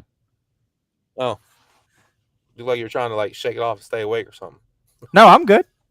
No, I'm good. Hey, baby, listen, this is baby keeping you up. Baby keeping you up. Oh yeah, yeah. We're this is baby territory. I'm always up till like 5 a.m. anyway, so I'm good. I'm good. I can burning that night oil, man. Well, I'm excited for you guys there in North Carolina because I know high school football season is a different beast, a different animal, especially down here in the state of Florida. It's cities are like Jacksonville is known as a big defensive city. Like we have some of the best defense players that get put into college. Miami-Dade's more explosive, more athletes. Tampa's more of an offensive type of area, and you get that in North Carolina. I guarantee you, Greensboro, people who play in Greensboro play a different type of style than people in Winston-Salem and what people do over Charlotte and Raleigh. Different styles. Yeah, so North Carolina is more like counties. So like Mecklenburg County is like your Charlotte area. Wake County is like all your Raleigh area. Then Guilford County and Forsyth is like the triad there, Greensboro and Winston-Salem. So it's the east. The east is usually like your faster kids, and then the western part of the state is your bigger mountain kids, your bigger like country folk that are like bigger mountain linemen. Mm-hmm. Yep. So, and then the central, you got a mixture of both, like the central part of the state. So it's really good football in North Carolina, like high school. They're just behind the times of like Georgia or South Carolina high school football. It's like not even the same thing. Texas blows them all away. But I mean, they're competitive. It's just they're behind it. Like coaches look to hurry up and retire and then go coach in South Carolina or go coach in Georgia because the pay is way different, for football coaches in high school in those states. I remember Urban Meyer from Ohio State saying that this is how you recruit. You get the corn-fed boys in the Midwest and you get the speed in the South, and that's how you build a championship organization. You get the boys in the Midwest who know how to block, and you get the speed in the South where you can expose defenses. And that's and then most of your top quarterbacks through the years come from the West Coast. Mm-hmm. Facts, yeah. Yeah. It's always it comes out the same three high schools. Mm-hmm. Florida State has DJ Uiagalelei, who comes from Did he came from Santa Monica? Mm-hmm. No, Bosco. So St. John's Bosco. Like California produces the QBs, the Midwest produces the offensive linemen, Texas and Florida produce the DBs, the wide receivers, the running backs. California, you got like the Thousand Oaks area, like LA, part of the country. Then you got the Bay Area, through there, like Mater Dei and stuff like that. So a lot of good schools. I mean, every state. I mean, you can say every state produces. And also, I have to share love for the Carolinas. Carolinas are known for kickers. Mm-hmm. Because Florida State's last three kickers all came from Carolina, and they all got drafted in the NFL, and they're currently in the NFL. So my quarterback for my high school now at Starmount, he's pretty good. He's a pretty good quarterback, but he is a phenomenal punter. Like he will probably get a D1 scholarship for punting, like to be the punter. Like he's legit like sky punt, like the punts you see like crazy up in the air, deep. I mean, he looks like the punters you see on Sundays. So he's got a pretty good, shot of earning a scholarship as a punter, but he's a pretty good quarterback too, but probably going to go as a punter. If he gets an opportunity, any type of scholarship for a punter, if it's a full ride, you take it. Mm-hmm. Yeah. And that doesn't mean what level, any level, just take it. Yeah, it's about going to school for free. That's all that matters. If they're going to bring you on as a punter, okay, you're about to go make millions if you're really good. You can go make the NIL stuff, you can make some money doing that. But to be a real good kicker and make it to the league, I mean, shoot. I mean, everyone gets opportunities like that. Also, have you had the opportunity to play in the new college football game yet, or no? I have. You have? Yeah, Hmm. I have. I have also a question. You ever think of a D1 college football program recruiting a 5'6" white guy to play wide receiver? Ouch. Yeah, I know you did. What was it? It was a Peter Warwick's height, but Jeff sends me a highlight video of this short white. I'm like, there's no way you're playing for Florida State at that height. I'm just saying. He was like, it's Peter Warwick's height. But anyways, that game is. I've already played a lot. I'm almost 40 years old. I still play games. Man, there are some kids that are like out of high school or in high school. I thought I was good. Holy crap, my game has gone bad, bro. Like, I can't stop these kids. I'm like, Yeah. okay, they're not going to run the quarterback on the 4th and 17. There's no way. Let me go cover zone, cover 3. And they're freaking running the quarterback. I'm like, gee, what the heck are you doing here? And they're throwing Patrick Mahomes style. I'm like, it's unrealistic. I had to stop playing the game. I was getting irritated because everything was unrealistic. Going for it on 4th and 18. I'm like, is there any way I can rig the system, have receivers in motion so I can, That's how I am. I play with my son. He's 12, and he's the one he don't like to punt. And I'm like, dude, are you sure you're not going to punt it? Because you're gonna turn it over, and I'm gonna be right here, and I'm gonna score like in 2 plays. No, you're not. And then boom, interception, and then they turn around and put it in the end zone. So, oh yeah, like I used to be back 10 years ago when that game when 14 was out. I used to whip everyone's behind. Like, I used to dominate. I'm not used to getting beat. And when I'm losing, I'm not just losing by 3 or 4 points. I'm getting my butt kicked. I'm getting the Peach State treatment. I remember playing NCAA when I was in the Marines. Like, it would be a work day, and our platoon sergeant would get a couple of us, say, hey, let's go play some NCAA. And we're like, sure. And then our sergeant would come looking for us in the room, and it was like, what are y'all doing? Our platoon sergeant looked at him like, get out. Trying to run the screen here. He's doing engage 8. The platoon sergeant would yell at him and tell him to get out. They're busy. And I'm like, like laughing at the sergeant because he can't do crap about it. But as soon as we get out that room, boy, we freaking get wore out. And also for your football fans, Madden comes out next week. So there's another one. Some people were saying, the name's going to change. Is it? Not this year, next year. But I don't remember the last time I bought a video game, and we bought the college game, like the pre-sale of it, and I was able to play it a few days earlier before anyone that hadn't bought it yet. So that was pretty cool to do. I thought that was just funny. Platoon Daddy runs the whole world. But yeah, it's nice that I can relive some of my high school favorites with NCAA. And also, me and Jeff have talked about this. Inside the Walls podcast will be doing an NCAA football tournament. Send your request to us of who wants to join, so we can set up the bracket, maybe up to 32 people, wherever, have a good size bracket. What do you play on? You can go cross-platform. Oh. So you can play on PlayStation and Xbox.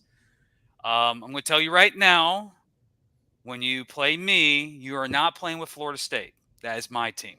Sorry, Jeff. If I play you, I get home field advantage.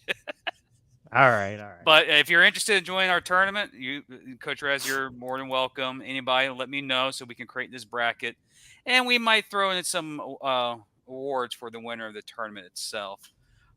Still thinking a guy with Matt and the guys on the crew, even Jeff, to see what we can do for winning the tournament. So let us know if you want to be a part of it. Just send me or Jeff DMs or message the podcast itself. That was another thing I forgot to announce yesterday. So I'd do it as long as we can play the games at nighttime. I could do it. Well, yeah, it would be an invite basis. So, like, if you were on the bracket, like you and I were playing, it'd be okay. We can do it this time, and then we're gonna set time frames and stuff. So Like you have you to have play 'em 1 within. week. You have 1 week to complete your game, Right.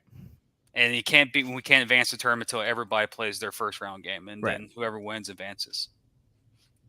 That's how it goes. I've done this before. I'm not a rookie in that. So if I'm going to lose, I want to lose having something, doing fun with the indoor community. It's like, hey, look, James's real football team in Jacksonville stunk this year, and he even stinks NCAA. So double the pain, double the pleasure. Okay, like I love this sport so much, I suck at doing everything on the game. Screens don't work, slants don't work, and the computer. What do you want to call it? Sim logic is stupid. Matt, if Matt plays with Army and runs the opposite, you're gonna get killed.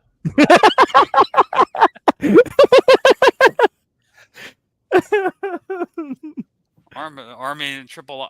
They don't really run a triple option anymore. They have like a hybrid offense, but they still do triple option majority of the time. So yeah, it's not as bad as who's the other military school that Navy. No, Maybe. Air Force. Air Force. Air Force is now they've I got did, away. I did say I am proud I use Navy, and I almost beat my son. Like I was killing him. Like he was getting mad because the option he couldn't stop it, but Navy is not very good. Like player wise, he was using who the heck was he using? When you have linebackers as offensive linemen, you're not going to win a lot of games. Oh, he was using Oregon. It was Oregon versus Navy. No crap. I'm like, it was tough. It was tough. It was. I had to get lucky on some plays and whatnot, but I was right there, and I could have beat them. But it was, The question is how's the kicking game for you? Because that is hard. I'm getting okay at it. I'm much better than when the very first time playing. I thought I was that crappy. There's no way that I've missed that kid. I saw that thing that the meter going. You gotta be kidding me, really? Like, here, it's good. Oh, thank God. But it's been good to be able to play with my son, and he talks junk. He talks so much crap. It's ridiculous. I wonder where he gets that from, right? But I'm like, dude, I was playing this game before you were even thought of, dude. Like, what are you talking about? Where I was playing a game where away from controller was literally your buddy who was sitting right next to you, just throwing the controller away and walking out of the room. Mm-hmm. Now kids this age just disconnect this from the server. Oh, his thing is he gets so mad when I tell him you just got skunked, 21-0. And he was like, that's not even a thing. I'm like, you ain't been playing very many people, have you? 21 skunk. That was back, yeah. Yeah, that's 21 skunk on football field and 10-0 on the basketball court. First team to 10, boom. But again, if you're interested in joining, folks, let us know. Send a message. We'll get the bracket situated. Maybe we need a Coach Rez versus Coach Negron game. I don't think Coach Negron plays Xbox. He has a hard time getting out of the daddy shoes. He have no clue about dang freaking video games. Okay, like he don't mess with that stuff. Like he don't know what that is. Like I give him a hard time all the time about like you are not wearing those dad shoes in this game tonight. Like you are not doing that.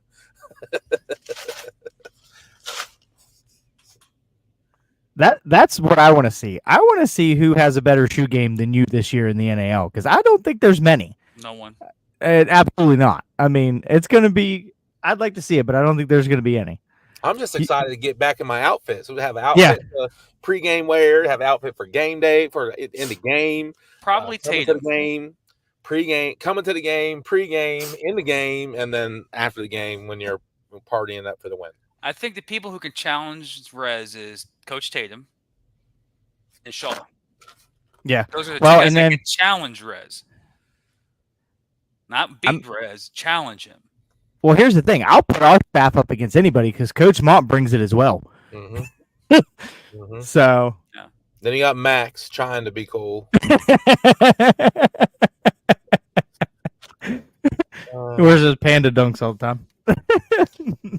So. But, I don't see anyone else in the league that can challenge Rez's shoe game. Mm-hmm. No, not Carolina. Definitely nothing in Columbus. Have no idea about Harrisburg, but I highly doubt it. Not Harrisburg. The owner maybe. But, Yeah, the owner. Yeah, but the owner maybe. Justin's got pretty good shoe game. The coaches are a little older, so they're not really Corpus maybe. do stuff. Corpus is pretty solid right there. So if I say Corpus, Tatum, both the whole coaching staff in Omaha, they. Well, you got Chris in Idaho. He's got a little swag to him. So I met him at the owners meeting. So he has that quiet savage swag. mm-hmm. Very quiet, doesn't mess with anybody, but when he pounces, he's pretty good at it. Mm-hmm. But other than that, I don't know what's about the Sioux City coach. He don't come off to a person to me that like cares about that crap. No, he's all about get there, get the job done. Let's go. He's like Coach Moss or Manos. Same. When I say Coach Manos and him for Sioux City, I'm just like they're identical. But Coach Manos has some style to him. He has that. I even mentioned this to him. He has that walk, like he knows he's going to come in and kick your behind. That type of walk. When you see him in pregame, he's like, "Oh yeah, you're not been winning this game. Coach Moss is going to whip you in this game." He has that strut that you're like, "Yeah." If he had a theme song in the WWE, he'll be a WWE superstar. That's how that walk he has. Like, yeah, this is going to be a long game. But, anyways. 2 hours. We've been gone for 3 weeks, so we gave you enough content that spread from news in the NAL, Willing, NCAA, shoes talk, drama. We had everything. Yeah. And I'm surprised that is there still people watching? We're down to 10. We were at 23, so people are like, "Yeah, we're getting because it's all bedtime." What was the most at one time? 34 live. Well, that's about average. That's about what we usually do. For a non-game week off-season topic, yeah, not bad. Pretty good. We had about 50 live yesterday. It just took a while for the numbers, because you and Ricky said Batman and Robin, and Deadpool and Wolverine. And I'm like, okay, so am I Deadpool and Matt's Wolverine, or am I Batman and Matt's Robin? He was referring you two as Batman and Robin, and those two as Deadpool and Wolverine. Yeah, that is BS-ery because I'm good with Deadpool, but he was referring to you as Batman and Matt as Robin, and himself as Wolverine and Coach Rez as Deadpool for numerous reasons. I will fight it. No. Deadpool is my favorite superhero. So. But what's even funnier is I get a kick out of it whenever he says it and anyone else says it, because multiple people say it now is about to Negron about his daddy. Daddy. Mm-hmm. That's one of the first things he brought up too. Oh. Yeah, a couple people chimed in with that too. So that's one thing I like about the NAL. Like, everyone knows that it's about the success of the league, but we also can do friendly jibs at each other and not be like, it's all fun and games because we're here together to represent a league to try and get to a different position. But also you have to you have to have rivalries in sports. You just can't have a league of 10 teams and the only rivalry be Sioux City and Omaha. Mm-hmm. You need something. And Coach, you started this past off season. You're already taking shots at the other teams, not even in the league. And now you could tell you have the relationship with Carolina because of the fans, and now Harrisburg because of the in-state Pennsylvania. There could be a few. That's what sports needs. That's what this league needs, rivalries. When Jacksonville and Orlando were in the same league, that was an intense rivalry, especially if Jacksonville and Columbus were in the same league. That was an intense rivalry. Rivalries make the sport better. And usually when we have rivalries and not really hatred, but that like mutual respect, like they dislike each other, like Sioux City and Omaha. They are great working partners for 364 days of the year. That one day. Well, actually, they play twice. So that one day, they despise each other because they play on that day. Yeah. That's what the league needs to be. We need to work together to be better for the overall product. But those 2 Saturdays or Fridays, whatever times we play during the season, I'm gonna hit your guts. My job's to beat you. That's what I like to see in the league. Work together, but when it's time to play ball, that's when you develop that rivalry. And you've seen that in Sioux City and Omaha for decades, 27 years, I think they're going on right now. Mhm. And hopefully we can do that with Carolina and definitely with Harrisburg, because Yeah. we need more rivalries in the sport, because more rivalries brings more eyes, brings more money, brings more sponsors, brings more enjoyment of the sport, and gives these players an opportunity to years from now to look back. It's like, I remember that rivalry. That was intense. We need that. And sometimes a little stray shots and what you've been doing over the last couple of weeks, Coach, starts those little things. Yeah. And We get a lot of people chiming in. Like, there's a lot of people chiming in, new names that I don't recognize, people commenting and stuff like that. So that's pretty cool. Nothing good comes from Harrisburg. sure. But with that, Coach, any final words? No, I'm good. I didn't realize we've been on for 2 hours. So Yeah, I don't think we've been on for that long time. I remember doing a show. I can't remember the name of it.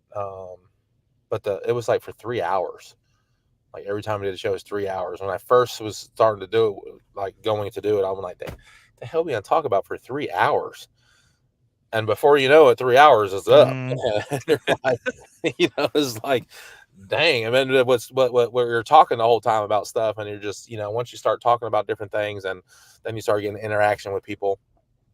But it's just good to see the new names coming on there for stuff, and you got some Carolina fans in there chiming in on some things, and so it's cool. It's what we need. What you're talking about, and it's only going to grow. The fans are what helps make it grow bigger anyway. So sure. Jeff, just excited for the off season. I mean, this is my time to shine with social media and everything, getting out player signings, getting out coaches and things like that, and actually having a league that gives out awards. We did a lot of good things last year, and we didn't get rewarded for it by the league, unfortunately. But this year we will. So that's one thing that I'm looking forward to.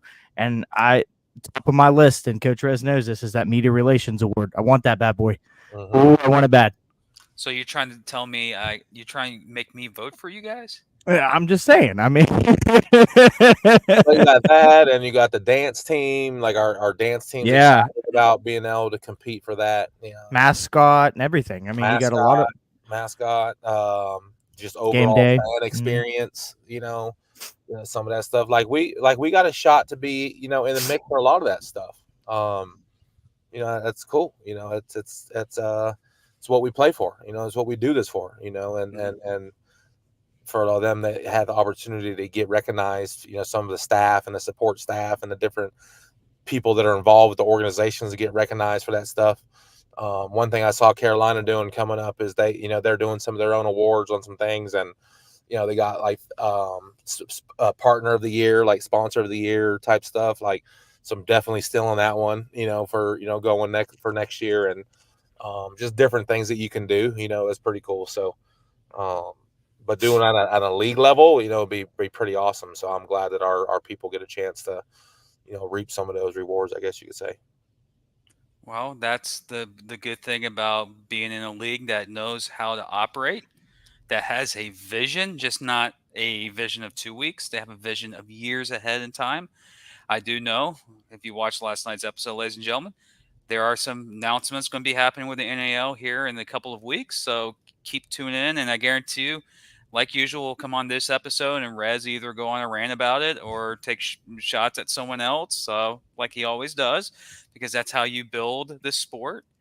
But the NAL is in a great place. The future is bright. This is just me being on the NAL side. The excitement from fans now through the league are like, oh, like you can tell halfway through season there was like a lot of uncertainty. They're like, down to 5 is the league on the finish, and all of a sudden you get the AIF teams in with Columbus, Corpus Christi, and Harrisburg, and all of a sudden you get the energy. But the energy came more like legit, like, oh crap, the NAL is actually legit, when a big time free agent organization from some small town in West Virginia decided to go to the NAL, where the rumors on social media said they're going to go to the NAL League. But that changed quickly, and all of a sudden now everyone's like, holy crap, the NAL has actually got good leadership. They have a vision, and it's very exciting. Like, I'm more excited because now I'm like, there are more teams to cover, more opportunities, and we're going to actually see regional style play and actually see an ultimate national league from coast to coast. And that's what I'm most excited about. And you can see that from a lot of the fans too, from all these organizations. They're happy that there's actually no major question marks to 2025. And you can say Willing was the one that started off that, oh crap, the NAL is doing something positive. Then the AIF teams join. They're like, this is actually good. This is legit. And we're not talking super big game like we're some leagues. We know who we are. We know what we're trying to be in 5 to 10 years. Let's work to get there, not act like we're there now and set up ourselves with massive failure.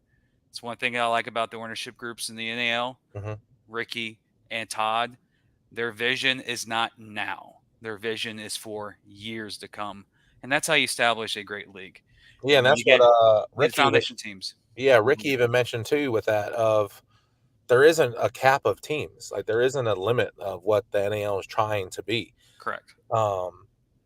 If that means 20 is the number that you're solid at, and there isn't really any more to add to that, down the road as you're adding more teams. And if we eventually get to 20 in the next couple of years or whatever, 24, whatever, it's more of the quality of the teams that are coming to become part of the NAL. And does that mean is that 18? Is that 16? Is it 24? It's just a matter of as the everything evolves in the next couple of years, and there could be a lot of change. You never know, especially if you kick off and you're doing stuff the right way, and now all of a sudden, you got other cities coming back that may have had teams in the past that now they're coming back, and or former teams that were in the league coming back, or former teams in the league that come back. I've heard talks about all kinds of different stuff, but it's just a matter of everything coming together. Yeah. So it's exciting to see where we're going. I know this year is going to be pretty. For sure, I can say is that we will have the most teams that the NAL has had, for sure. We already do 10. So I'm not saying anything that we already know. Yeah, because we don't want to be the ones that are being accused of doing anything.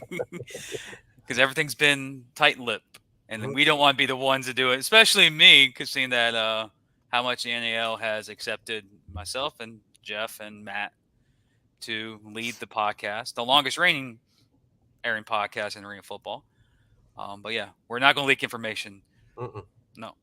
And we'll be in the know of a lot of stuff too, because we, one of the things about the meetings that we didn't mention was Chris, our owner, he's a part of the executive board now with the league, so that's pretty cool to have him involved with that. Myself, Coach Negrone, and Chris out of Idaho are on the competition committee, which handles that stuff and the rules and different things like that, and so that's pretty cool to be a part of that for the coaches. And the coaches, we'll get with the coaches and everything on what we need. If something comes up or whatever, then we present it to the board, and then the owners would vote on whatever. So that's pretty cool that we got that rolling. So we mentioned about the broadcasting, JB and them, they're the Todd and them's going to reaching out to JB about some stuff and talk to him about some things that he does with our broadcast, and if there's a way to maybe have like an outline to be able to share some of that information with other teams, but that, like I said in our meetings, that's one of the things we wanted to put an emphasis on going into this past season was the broadcast, the YouTube broadcast, so people could take us serious when they see what we're doing. And they did. And they did. So, instantly. I know that for a fact. and JB is already trying to figure out stuff for next year and how they can make it better with with Jeff and Chris, and so I felt that was cool that they wanted to get in contact with him to talk about some stuff for the league, and that part of it, the consistency across the board, they're trying to make happen. So just little things like that. Little things that, like we mentioned in preseason last year, you made an emphasis. Broadcast has to be elite, not just good, elite. And when you started, when the season started last season, I remember talking to, I think either Ricky or Todd. I was like, "Have you seen Willing's broadcast?" They're like, the first thing they were like, "That's good. That's impressive." Mm-hmm. And I think that was like after the second home game or something like that. So I know for a fact that Willing got on the radar early. Mm-hmm. Like that's impressive, and that's hard work from Jeff's crew and JB. Yep. One of the things I've known, just covering everything else here, is this: the better the broadcast, the standards that are established in broadcasting, more eyes of the product will happen. And if you present the product as a professional manner and treat the sport like it is the NFL, even though it's not the NFL, people will come following because they know they're going to watch a product and they're going to get the best presentation of the game as possible. Mm-hmm. And that's what keep people. One of the big draws that get people away from the indoor games is people recording games on cell phones. People don't like that. They want their games presented in a professional manner. William was a top one. There's a couple ones in the IFL and the NAL that did perfect, and even the AFL did great on their production. But you guys were top in line from the get-go. Like, that was me. When I first saw the first game, I'm like, that's amazing. Especially the cameras up in the rafters. He's wanting more. He's already, him and I were. He has enough. No, we were sitting there the day of the press conference. JB and I, he's up shooting the press conference, and him and I are on talking from the field to the top of different cameras and angles we were looking at. He wants to get end zone line cameras. Like, we were talking about everything. He wants to put a camera directly in the scoreboard that shoots straight down midfield. Oh yeah, he's got big ideas that he wants to do. Just don't put cameras on helmets. So look at this hit. Bam. The NFL tried that, and they wasted a lot of money on that. But yeah, I'm impressed what you guys still do. I remember telling Coach Rez walking in the area, and it's like, dude, you do too damn much. Like, calm down. You even said, like, this is a light day, but I don't even know how your cell phone stayed on the whole entire day. You should have seen us. You should have seen us game one. Game one was crazy. We're putting ads on boards. Like, I'll tell you what, when that dang guy, the ad guy, was like, y'all ain't going to be able to get all these ads on by the time your game tonight. You got to do that. And I'm like, dude, do you see these pads? Like, these pads look like crap. We just need to cover them. Like, it doesn't matter how we just need to cover them. And we had them things on, what, 2.5 hours? Yeah, give or take, yeah. Us, the whole crew, there was players out there. Like, we were all doing it. Owners were out there helping. Mm-hmm. I had to even get on one and say, put the coffee down and let's go. Hey, but he got him up. Got the game played. Changed his clothes and wouldn't come out and was putting ads on boards. And when you watch the game on YouTube, couldn't tell the difference. It'll look good. You can say anything you want about the AFL logo. Our setup looked like what an AFL team should look like. Agreed. Minus the nets. Yeah, minus the nets. But we will have that covered up this year. That we'll have our center logo there. Talk about a few things on our end zones. So we might have some surprises there for that. So a lot of cool stuff. Well, I think we've been trying to end this episode for an hour now. But yeah, and then you lead into somewhere else, and then and we go somewhere else. Well, let's go then, ladies and gentlemen. This has been episode 22. What number are we on? 22. Episode 22. We'll be back August 14th at 9:00 with more updates on the Willing Miners and National Arena League. There might be news that drops in between that time. Don't forget the shirt. Don't forget the shirt link. The shirt link I'll post here right after. I do have it. I just don't want to post it in the chat now because it'll disappear. And with that, that's it. We're done. It's almost midnight on the East Coast, and Coach Rez is still at the salon behind the salon. And luckily, my wife can see the show, so she's not really wondering where I'm at because she knows. Well, with that, ladies and gentlemen, if you're still on tonight, there's 12 people watching. Nice. Appreciate Thank y'all. it. Appreciate it. This has been Through the Wire extended edition. Chats with Coach Rez. Days of Our Lives. Like whatever. Anyways, that's Coach Rez. That's Jeff. I'm Jim. We'll see you guys in 2 weeks.